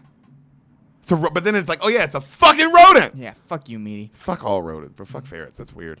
Any of our ferret owners out there. Sorry, you just had to find out who you were. Yeah, explain to us. Someone hit us up. Someone hit the Spoil the Beans Instagram account if you have a ferret and explain the positives. And also explain to us why you're not a serial killer while you're explaining the positives. Okay, yeah. Because we're pretty sure we know what you do on the side. Ferret owner. So he's like, he's Rodolfo. What do? He goes, oh, cool. You mind if I use your bathroom? She's like, yeah, it's right there. And he goes, wait, you mean like right here? And it's like right in the middle of the place. Like, right, you know what I mean? Yeah. He's like, oh, God. And she's like, yeah. So he goes in, and this nigga just starts shitting uncontrollably. And he's like, I can't believe this. I can't believe this. And then the ferret comes in. He's like, go away. Go away. Get out of here. And he keeps shitting. So one time, we were at the place with the ferret, and our friend Ron Taylor goes up to shit. Oh, it's so funny. Yeah. Ron Taylor, hilarious comedian. Look him up. Great comedian. And we're chilling, right? And then we notice Ron is gone for like way too long. 45 minutes.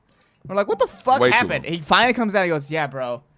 I was just battling with the ferret in the bathroom. In the bathroom, because in that place, the bathroom didn't close. Yeah. The bathroom door didn't close. Yeah. So there's no way to keep the ferret out if you were shitting. Yeah. So I knew what he meant. Like, oh, wow, he was battling with that ferret. He was battling with the ferret. For 45 straight minutes. Yeah. Oh, Ron, you have to come on the pod and tell that story one day. So this nigga cuts the shower on because he's trying to like dull the noise, and she's like, what the fuck is going on in there? Yeah. You know? This nigga looks over, she's out of toilet paper. Of course. And he's like, no. He's trying to find anything. He can't. He stares at the ferret. And he's like, and then he looks over and he sees some nice linens like hanging up. And he's like, oh, and he folds them and he wipes his ass and he flushes and the water starts coming up. And he's like, God, please make this water go down. If you do, I'll sit at your feet and I'll serve you for all eternity, I promise. Yeah. Please make this water go down. And that shit starts flooding everywhere real bad. He's like, no. Showers on. There's steam coming out the bathroom. He grabs the loofah. He's trying to use that as like a plunger. She opens the door. She's like, what's going on? She's like, oh my God. He's like, I'm sorry. Cut to, it's like them back at the front door. And he's like, well, that was fun. Oh, God. He should have not come up. He should have been like, next time. You get a day too, Easily. They're staring at each other, and then he goes, if I'd have known that those linens were embroidered by your dead grandmother, I would have never. She's like, it's fine. Oh, it's fine. My He's like, okay. God. And then he gives her like an awkward hug, and he leaves. Oh, my God.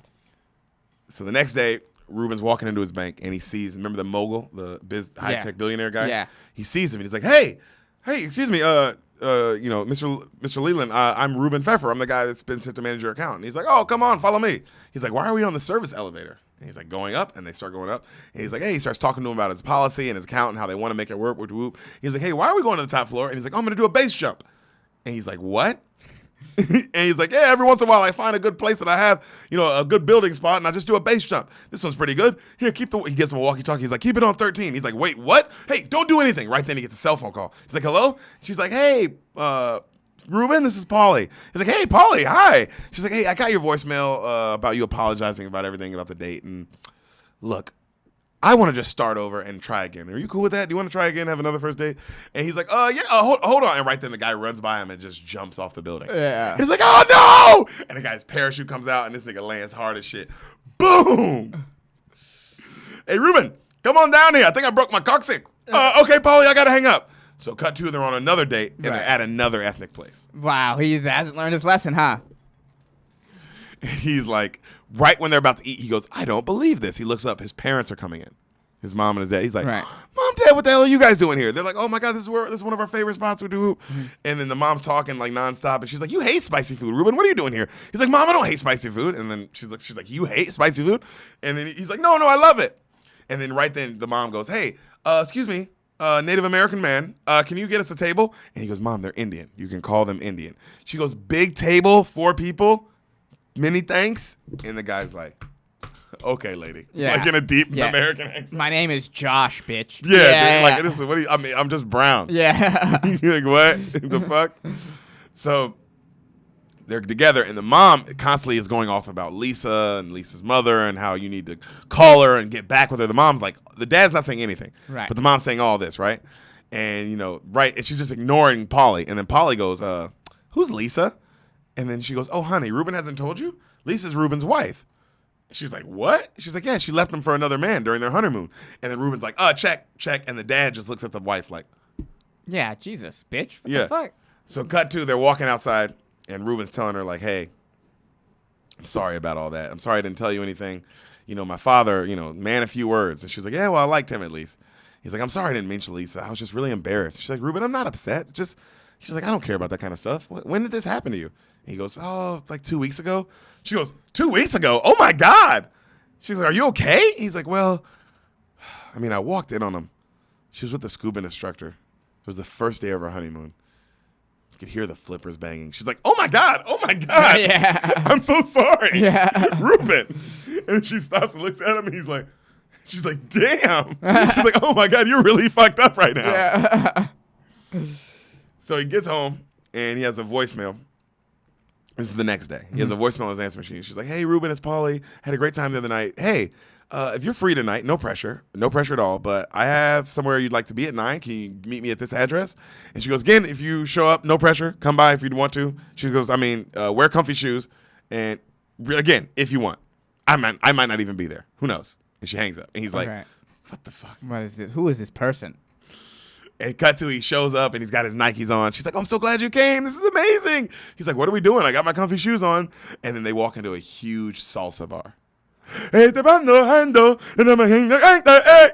salsa dancing. Right. And he's like, oh, shit. This is just like his nightmare, Right. He gets all scared. He tries to dance with her at first, and then he steps on her feet, and he just looks stupid. Mm-hmm. And she is so fine. J.N. looks bad in this. She's always been fine. Whew, right? And he gets all nervous, and then right then this other Mexican dude comes up, right? And he's like, hey, you mind if I dance with the lady, the hot mama, And then she's like, oh, do you mind? And he's like, no, I don't mind. He's like, come on, beautiful lady. And then they start dancing, and like they start killing it. Right. And he's just watching, like all disappointed in himself. And he's like all up on her, grinding and doing all the salsa dance and shit. And then he walks up and he's like, hey, I think I'm going to leave. And she's like, Reuben, no, what, are you not having a good time? He's like, I'm not into the dirty dancing that you're doing with the Spaniard, and I'm just not into this. And she's like, first off, he's Cuban. And second off, this is salsa dancing, not dirt. What are you talking about? He's like, look, I'm just not into this, all right? I'm not the kind of guy that's going to be into salsa, dirty dancing, and all the ethnic food and all that. She's like, well, what kind of guy are you? Come clean. Who are you? He's like, well, I hate spicy food first off. And she's like, I knew you hated spicy food. He's like, yeah, why would I eat that? I have mild IBS. She's like, what's IBS? Irritable bowel syndrome. It means like shit really bad. She's like, oh my God, all right, what else? Yeah. He's like, well, I assess risk for a living. That's my life. All right, I just figure out the percentages of all the bad things that are ever gonna happen, and I assess and I figure that out. And he starts like assessing like the percentage of like dying in a car wreck and like all these horrible things. And she's like, oh, that's awful. He's like, yes, that's why I have a plan to make sure things like that don't happen. But you don't live your life like that. And I can't be with somebody who dirty dances and eat foods with their hands and just lives like this. You understand? We're never gonna work out. We should break up. I'm sorry. And she looks at him. Cut to them busting in their place, making out super hard. Hilarious. And he sits on the bed. She's like, I'm going to go to the bathroom. Sit right here. She runs in the bathroom. He unbuttons his shirt, and he lays on the bed all comfy. And then he looks at himself, and he's like, oh, God. And he buttons his shirt back up. He's such a nerd, bro. His body looks great, too. That's why it's like, that's so funny that you're just so neurotic. Yeah, like, I don't know. I don't know. Yeah, I don't know. Yeah. So she comes out, and she starts making out with him. Mm. He's like, whoa. And he grabs her ass, and then he spanks it, like homeboy said. Mm-hmm. She's like, ow, why'd you do that? Did you just spank me? And he goes, no. She's like, yes, you did. She goes, no, I have a crick in my wrist. Look. And he like spanks her a bunch. He's like, I just got to get it out. She's like, okay. Cut to, they start fucking. She gets on top. She's so bad. And then you hear his voiceover. He's like, oh, my God, this is incredible. This is amazing. I can't believe this is happening. Oh, yeah. Oh, no. Oh, no, you can't be done yet. Oh, no, Reuben, you just started. Come on. You got to at least last 5 minutes. 5 minutes. Come on. 5 minutes and 50 seconds. 5 minutes, 48 seconds. 2 minutes, 20, 19. 2 minutes and 18 seconds. 2 minutes and, 50, 45, 50. And she's like, 50? He's like, She's like, yeah, 50. 50. It's funny that she's down for that. Yeah, she's like, oh, this guy's weird. Yeah, I dig this. Cut to him and his boy are playing basketball again. Okay. Let it rain. Mm-hmm. He's just missing shots. Mm-hmm. And he tells her that they had sex and that things went well. She's telling her friend also that like they had sex and this is the first nice guy she's ever been with. And her friend's like, oh, shut up. This is a charity bone. You'll be like off him in a second and you know it. Mm-hmm. You know? So he invites her over to sleep over at his place. She comes over and, you know, all the throw pillows that are on the bed, they're taking them off and putting them in the cabinet. And then she's like, hey, what are you doing? He's like, I'm taking off the throw pillows. She's like, you don't sleep on these? He's like, no, they're for decoration. And she's like, decoration for who? It's just you who sees them. He's like, yeah, I know. But you take them off and put them on. It's just they look nice. She's like, yeah, but why would you do that every single night if nobody's going to see them? That makes no sense. And she walks away, right? And then he's like, well, Lisa thought they looked nice. And he keeps taking them off, and he's like, they make the bed look nice. It's not a big deal. What's wrong with her? Like, right? And she comes back with a huge knife. She's like, what are you doing? And she's like, you need to liberate yourself. And she stabs one of the pillows. It's like, dun, dun. And she's like, hey, what are you doing? She's like, I'm liberating you. Here, take this, stab. He's like, you think stabbing a knife into a pillow is going to make me? And he does. And he's like, oh, my God. And his like eyes almost come, bro. Oh, Jesus. Yeah. He's like, yeah, why would anyone have these? This doesn't make any sense. And he starts stabbing him. He's like, what, am I running a bed and breakfast? He goes, you know how much time I spend a day putting these pillows on and off? He goes, 4 minutes on, 4 minutes off. I mean, 2 minutes, like 2 minutes in the morning, 2 minutes afternoon. That's 8 minutes a day. 8 minutes. He said, over a span of like 20 years, that's 4 years of my life. That's how much time that is. He's like, do you understand taking and throwing out pillows? And he's just stabbing really hard. She's like, yeah. Cut to now they're dating, and they're having a great fucking time. Okay. All right, they're liking each other. Yeah. He calls her one night, and he goes, hey, I'm going to meet you at the dance club tonight. She's like, no, I know you hate dancing. He's like, no, I want to come. I'm just going to watch. So he gets there, and her and the Cuban dude are on the floor killing it again, and Reuben's watching all angry. Right. So he's watching. The dude goes to the bathroom, and he confronts him in the bathroom. He goes, hey. And the guy's like, hey, Ruby Tuesday, ¿cómo estás? And he's like, no, estás no good, Javi, okay? Wow, there's a lot more bathrooms than I anticipated. I told you, yeah, all bathrooms. Wow, this is a bathroom movie. You stay away from Polly. Top bathroom movie. Maybe. I don't know. I just said that, and I was like, there's probably more bathroom stuff. But now that we know how you operate between neutral and right and wrong, yeah, we get to live more a little in your brain. Yeah. How you see things. You know? So, hey, Ruby Tuesday, you know what's going on? He goes, you stay away from Polly. You find another dance partner, or I'm sick of this. And the guy's like, why? And he's like, what do you mean, why? We're a couple, why? That's why. And I don't need some big hot shot salsa king gonna steal her away from me. All right, that's happened before, and I'm not letting it happen again. And he goes, Reuben, I'm gay. He goes, I don't care what you are. Wait, what? He goes, I'm gay. I'm a gay man. He goes, Jose and the keyboardist? He goes, yeah, that's my boyfriend. He goes, oh.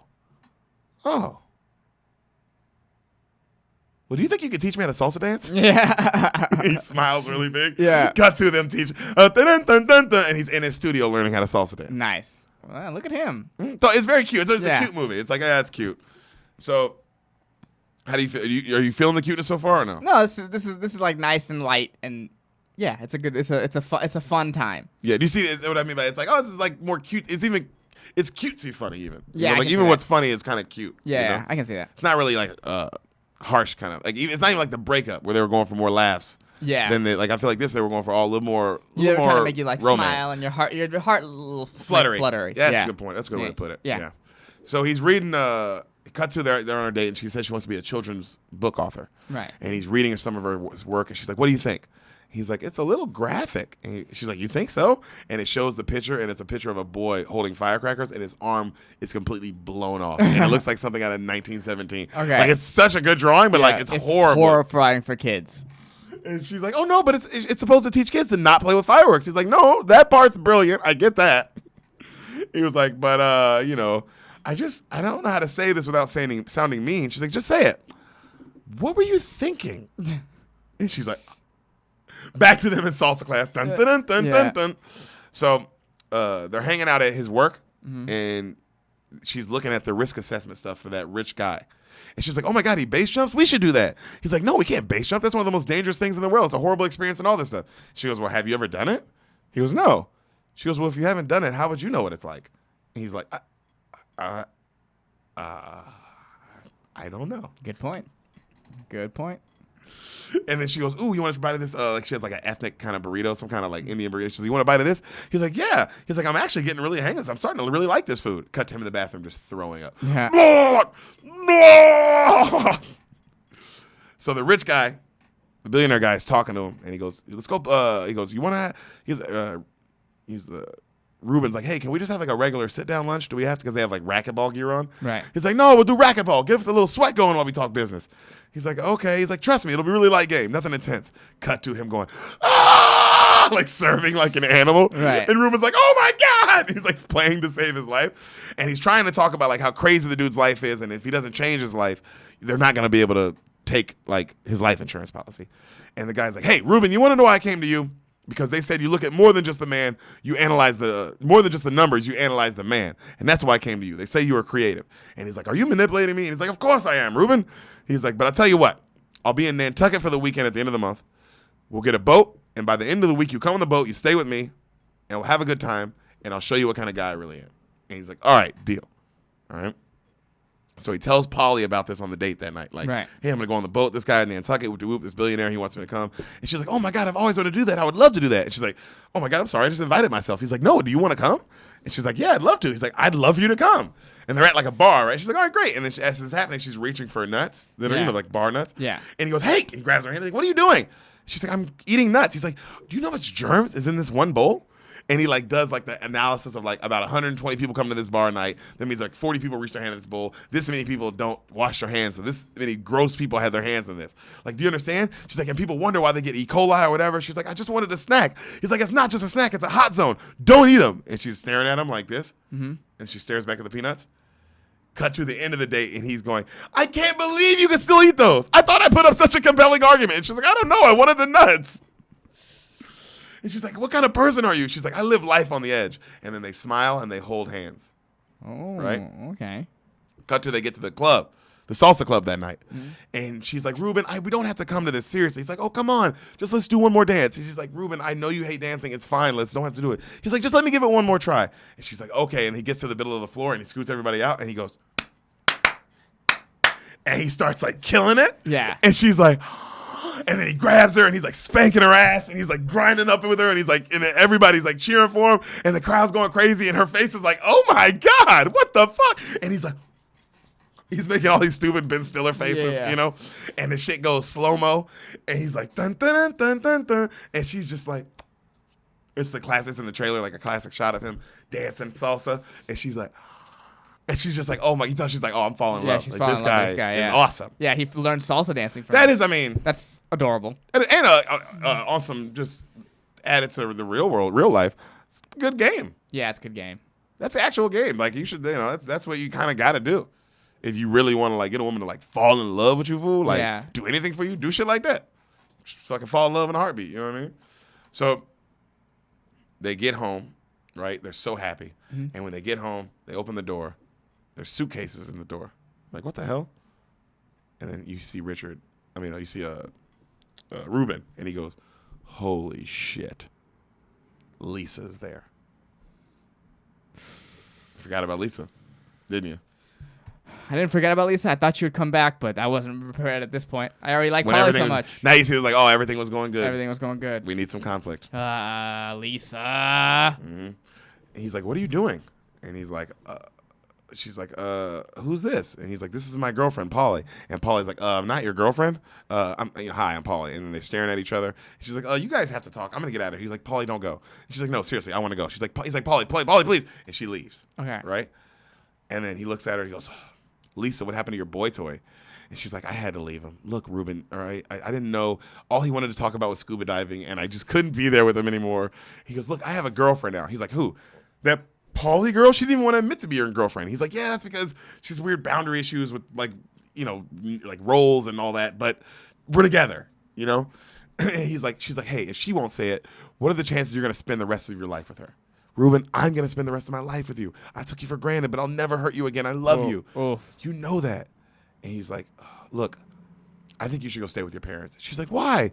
He's like, she's like, why? He's like, because I'm got to leave. She's like, where are you going? He's like, I'm going to the house. You remember the one I bought for us to live in forever? Yeah. She's like, well, let's move in there together now. I'm ready. He's like, no, just leave, please. And he opens the door and she leaves. All right. He calls Polly at work the next day. He's like, Polly, please listen to me with Rube. She's like, no, get back with your ex. It's fine. I don't, we were just a fling anyway. He's like, no, we were together. I liked it. They argue and they hang up. Okay. So at the house, he goes home. Lisa drops off a gift for him. Right. And it's like a receipt from their first date. And he goes, it's like a little note. Remember our first date? I miss you, Lisa. And he's like that shit hits, cause now he's in the new house. Mm-hmm. Oh, wow. Damn, that's a good by himself. That's a good play on her part too. Mm-hmm. That's a good play. Send something actual sentimental, not you know what I mean? Like, damn, you saved this. To me, because so it's like, oh wow, because he'd have to go. Damn, she did. I didn't even think about that. It's like, she cared a little bit. Yeah, you're right. She cared a little bit. So he goes and he sees his boy PSH Philip Seymour, and he's like, I need to make a risk analysis thing. So he puts up Polly and Lisa, and it's all these reasons to go back with Polly and all the reasons to go back with Lisa. And he runs it, and the machine says, go back with Polly. It's a safer choice. Even though his friend, Philip Seymour, is telling him, go back with Lisa. That's what you really want. Just go back with her. Okay. And he's like, yeah, but really it says, if I go with Polly, I'm going to have a better time. And he's like, Polly Pfeffer. He's like, I'm going to trust the machine. He calls Polly. He invites her to the Nantucket boat thing again. Yeah. And he's like, she's like, I'm scared. I don't want to get back with you if you're just going to go and leave me for your ex-wife. If you go back with her now, it's all fine. And he's like, I'm not, I promise. It'll be me and you. And she's like, okay. They get to the boat with the rich guy. They're headed to Nantucket. They're having a great time. A nice little montage of them all having a great time on the boat. And then Reuben looks up and he goes, hey, Leland, are those storm clouds? And you see like distant storm clouds. And Leland's like, it's just a light gust. I looked into it earlier. Cut to them in the worst hurricane you've ever seen. Yeah. And then he's in the bathroom, right? And he's taking a shit, and he's asking himself, like, he's pretending like, hey, you want to move in with me into my house in the suburbs? Come on, like he's pretending, right? She's outside, and she opens his laptop, and when she does, she sees the wrist thing between him and her and Lisa. God, that's the literally, that's the same exact thing in Friends. When Ross is doing the thing between Rachel and like the Asian girl, and then he leaves it in the printer, and she goes, "Who's Rachel?" I remember that. Rachel? Who's Rachel? What a good show. Yeah. Anyone who does, if that doesn't make you laugh, come on, Rachel, it's a typo. You don't get that? Yeah. This is the exact same problem. Exact same problem. Exactly the same. Exactly the same. That's so funny, though. Yeah. Damn, that's hilarious. I'm so glad you remember that. Just get rid of it. After it's done, why delete leave it on that? your laptop? Evidence, dude. Hey, Mr. Risk Assessment. You didn't risk assess what it would be like leaving that on your laptop? Yeah, with the girl you're about to ask to move in with you? God, that's so funny. Yeah. So she's so mad. Cut to outside. You see the Leland guy who's driving the ship in the storm, and he looks up and he challenges it's like, come on, bring your worst God. As he's like, that scene? Yeah, because he's a billionaire, and that's the only thing left to challenge him. Oh, yeah. God, hell yeah. Yeah. And so she's like, what is this, Reuben? And he's like, oh, God. Reuben's like, look, Polly, I can explain. She's like, so I learned reading this, I'm apparently a flaky person. I have no career. I have no drive. I like ethnic food, and that's a problem. And he's like, look, I'm sorry. I'm just figuring out our future, okay? And she's like, Reuben, what do you mean our future? You know this is a fling. That's all this ever was going to be. You think I was going to marry you? Huh? And he's like, I was just about to ask you to move in with me. He's like, you expect me to move into the suburbs with you, Reuben? Seriously. He's like, yes, that's what people do. That's what adults do. They get together. They grow, they move in, they get married. She's like, that's what you do. I don't do that, Reuben. I don't have a plan. And she's like, and he goes, that is your plan. She's like, what does that mean? He's like, your plan is to not have a plan. That's a plan. Which is, I get that. It's like, that is technically a way to live your life, you know? Way to twist those words, baby. And then he was like, what happened to you? You were supposed to be, you were a senior delegate at school. You were this, you were that. You were great. What happened? She's like, I'm living my life. That's what happened, Reuben. I'm not thinking about everything. You know, I some days I'm happy. Some days I'm sad. Some days I'm lonely. Some days I'm not. Sometimes I'm in love. But at least I'm not scared to eat peanuts at a bar. And he goes, they have pee on them. He goes, you don't understand my life. That's all. You don't understand, Polly. My mother made me afraid of everything. Could you understand someone, a parent just making you afraid of every single thing? And she goes, oh my God, Reuben, my dad had a second family. He goes, what? She goes, a whole second family. You know, a second wife, other daughters, other sons, another whole dog. A whole second family that we had to find out about one day. He's like, oh, damn, I'm sorry. That's way worse than my thing. Yeah, that's my mom was just overbearing. Yeah, that's rough. That's rough. You're like, oh, how much does my dad really love me? That's rough. That's rough. And also, it describes like, oh, this is why you're this neurotic person, and this is why you're this artsy, like sleep by the pants. Yeah, exactly. Just because your life was like, oh, nothing matters. Yeah, you learned at a young age nothing matters. Plans are bullshit, and everybody lies. Yeah, and dads fuck. Fuck is one thing. A second family is a whole. No, because you find out your dad cheats. That's one thing. Yeah. That's a different thing. Yeah. You find out there was a whole other you. That's gonna be hard on your mental. Aside, if you found out your dad had a whole other you in Texas. Yeah. And you'd be like, "Are you kidding me?" It's that Gerard Carmichael joke. The only thing worse about finding out your dad has a second family. It's finding out you're the second family. One of his best jokes, bro. Yeah. Well, I mean, that's a joke right there, nigga. That's a joke. That's a classic. That's a great joke. That is a all-time. Yeah. Nigga, that's like, Cat Williams saying, joke of like, the woman came up to me and said, Cat Williams, you ruined my self-esteem. Bitch, it's called self-esteem. It's esteem of your motherfucking self, bitch. Cat, you ruined my self-esteem. That's one of the best jokes ever, dude. Damn. I didn't even write that. It's right there, too. That's the crazy part. Under your nose. It's like, damn. It took Cat Williams to get there. So fucking Lenny Bruce could have gotten there. You know what I mean? Like, that's how good that joke is. It's so, And it's just like, damn, and now it's done. Yeah, now fucking Cat Williams has it. Son of a bitch. That's to be mad at. Yeah, so mad. I'm so mad at that. All my Jacksonville materials ruined. Yeah, you had so much. Yeah. You had so much Jacksonville material. Yeah. You had like 30 minutes of opening. And it's gone. It's gone because of motherfucking Cat. Oh, God. At least he won't ruin your everyday I'm hustling bit. No! Oh, wait, did he do that? Yes! With the fries and the drive-thru. Drinks you did all that. I did all that. God, you've done a lot less act outs other than the ones he took. Cat Williams. So,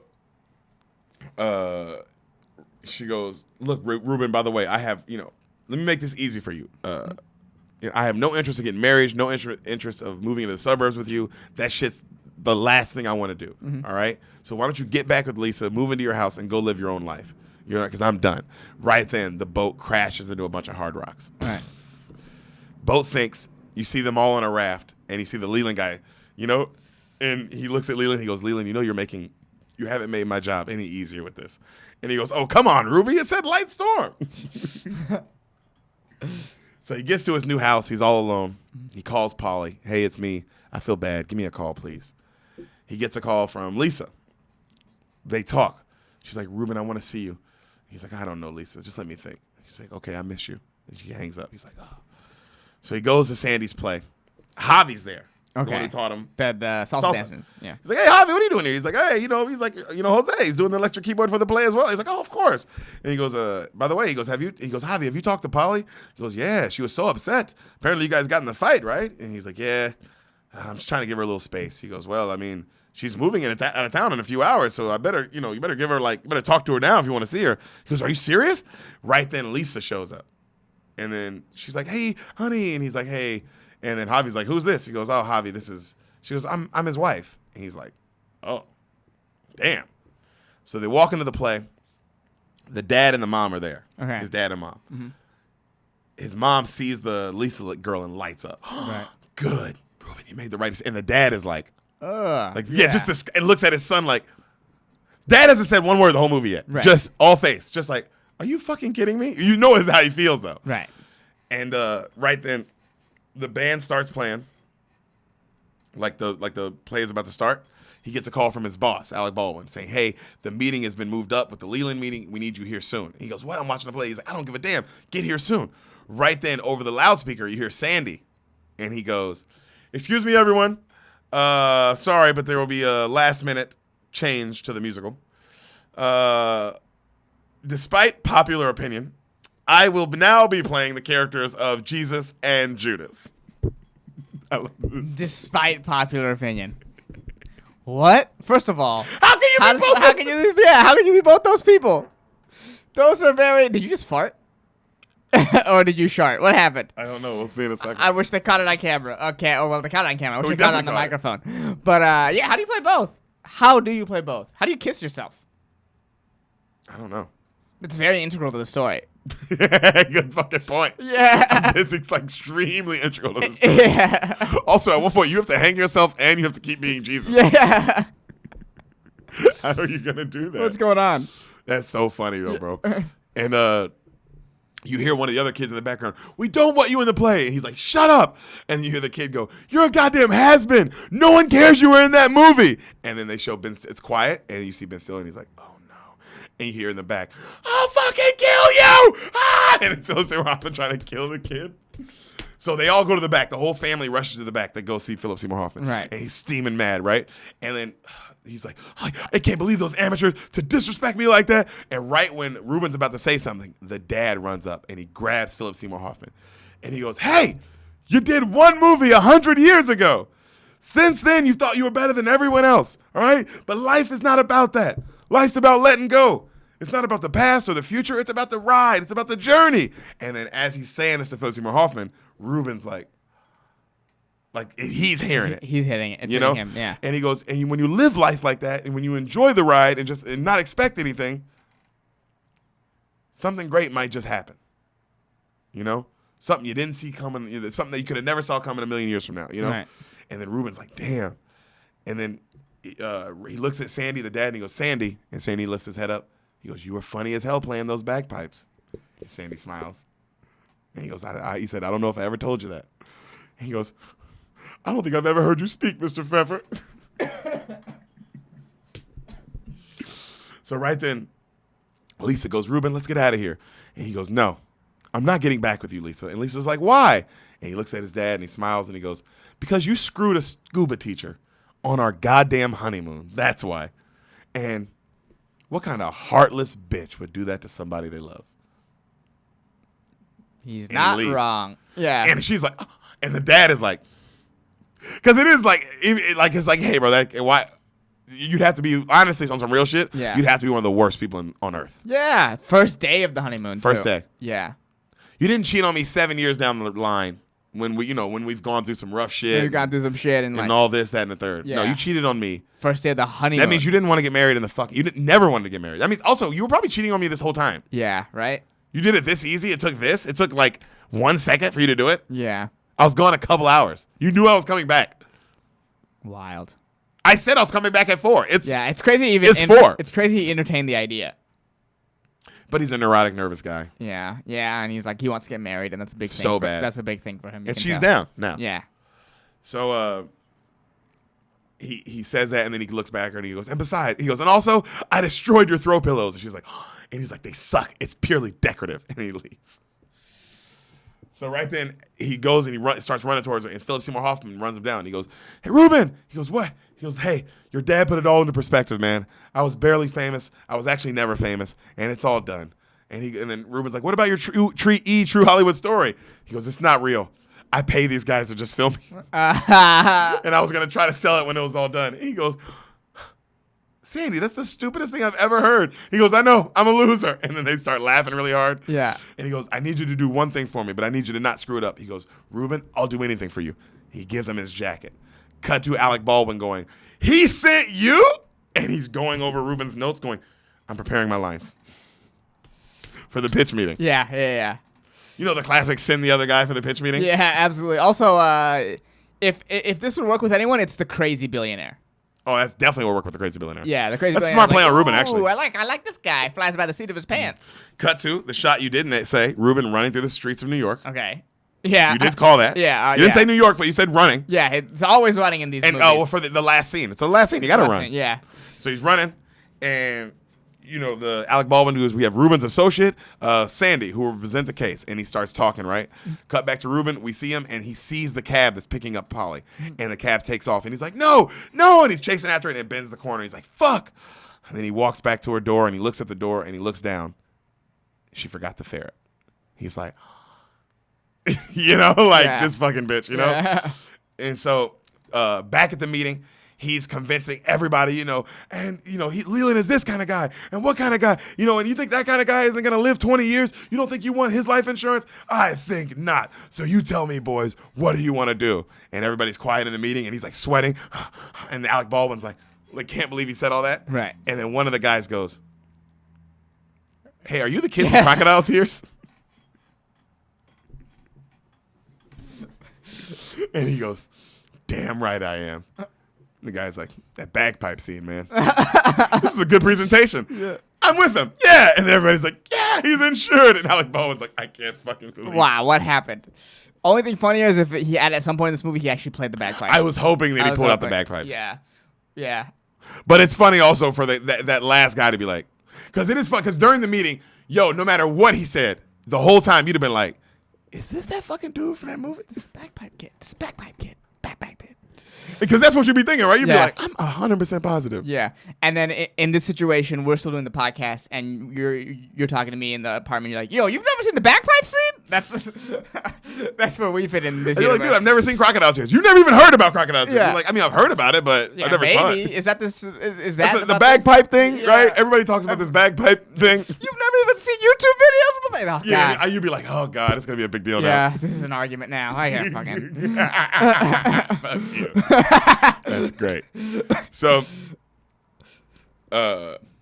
he's holding on to the ferret, and of course she comes back, right? Yeah. And he smiles, and she's like, "Reuben, it's too late. I'm leaving." And he's like, "I don't believe you. You're gonna stay." She's like, "No, I'm leaving. I'm literally at a flight. I'm gone. I made a huge mistake even getting with you in the first place." And then he goes, "Look, I'm sorry. I made a mistake. I should have never put you in the computer." And she's like, "No, Reuben, seriously, you're a nice guy. You're going to find a nice woman who wants to settle down. It'll never work out between us." And he goes, "It will. I prove it to you. I know it's going to work out between us." She's like, "How?" And he goes, "Look." And he runs to this cart, like a street vendor, and it's his nuts. Right. And he goes, "Look, I'm eating nuts." And she goes, "Reuben, those are clean." And he goes, and he grabs the guy's hand and rubs the guy's hand in him. Yeah. And then he eats them. And then he grabs a handful and he goes, "Look, since we've been together, I've been more uncomfortable, more unpleasant, more physically sick than I could ever tell you or describe in my life. I've thrown up 19 times in 48 days, and I could not have done that if I wasn't in love with you." And then she's like, "Reuben," and he drops all the nuts. And he goes, "If you get on that plane, you're never going to know if this could have been something more." And he drops down to one knee, and she's like, and then he eats the nuts off the ground. That's cute. And then she's like, "Reuben, that's disgusting." Yeah. And then he takes one and he like rubs it on the ground really hard, like, "Shh." And then he eats it. He's like, "Oh God." Oh, and he eats it. And he's like, "I don't want you to go anywhere, Polly." And she goes, "Reuben, I'm not going to marry you." And he goes, "I don't want to get married. Just let me take you to dinner this week." And she's like, "Can I at least pick the place?" And he's like, "Of course." And then they kiss. Oh, that's nice. That's Nice, sweet. right? So it's very sweet. Yeah, that's sweet. Cut back to dun, dun, dun, dun, dun. They're in the Bahamas again. Dun, dun, dun, dun, dun. In the Yeah. future. Dun, dun, dun, dun, dun, dun. We see our guy walking the beach. Hello, scuba. oh, my stars and stripes, Reuben. And he's like, hey, Claude, how's it going? He's like, this is Polly. He's like, hello, hello. And he's like, how you been, Claude? And he's like, well, Lisa, she broke my heart. But, I've been okay. Just getting better, taking it day by day. And then Reuben goes, well, you have to be like the hippo. And he goes, exactly, Reuben, the hippo. He goes, so you on your honeymoon again? And he goes, no, we're just hanging out. We're just hanging out. And then Polly's like, well, I mean, we're doing more than hanging out. This is my boyfriend. This is pretty serious. And he goes, yeah. And he goes, oh, we'll get married one day. And he's like, oh, I don't know. And she's like, maybe, we'll see. And he's like, oh. And he goes, well, Reuben, Polly, you for scuba today? We scuba. And he goes, no way, Jose, not today. We're already going scuba with that guy out there. And they point, and it's Leland. And he's got his huge, massive yacht. Yeah. And he's like, as long as Reuben is for scuba, I am happy. Awesome. Claude is awesome. Dude, Claude's fucking, it's about the hippo. Yeah, it's about the hippo. Yeah. And he goes, hey, Claude. He's like, yes, Reuben? Mm-hmm. Thanks for everything. No problem, buddy. Very nice to meet you. And he keeps walking the beach, and he's like, scuba, anybody, scuba? And he was like, what? It's just like, this guy, you never know what this guy will bring. Even if he brings you darkness, he'll bring you light eventually. Yeah. So they get up. Her and Reuben walk towards the beach. Polly and Reuben. Reuben's completely naked on the beach. You see the ferret. It runs into a tree. Happy music playing. Along came Polly. Hey, look at this adorable, cute movie. All right. Yeah. As cute as a button, Yeah. some would say. Or a ferret. It's the ferret's not Or that cute. gross people would say that. The grossest people in the world would be like, this movie was as cute as a ferret. And it's like, dude. Do you put that thing in your ass? Okay, well, relax. They put them in their butts. No, I don't think they do. Yeah, they do. Well, actually, someone does. For sure, someone has put a ferret in his ass for sex. Yeah. They put gerbils in their butts. Yeah. Well, if you're big meaty and you're listening to this, remember, fuck you. Did you enjoy the movie? I had fun. Yeah? I had fun. You like the still man and the J woman? I like the still man. I like the J woman. I like all of them. It's I like nice light movies. Claude is the best too. Yeah, and this is a very light movie. And so it's like it's it's like I'm not gonna watch this and cringe or whatever the fuck, It's gonna be like you might have the sex scenes. Because you hate sex? I don't hate sex. You said you hated it. I don't hate sex. Every time you have sex with a woman, I hear you screaming for your life. No, what is that? What? Are you sure that's not her? Oh. Yeah.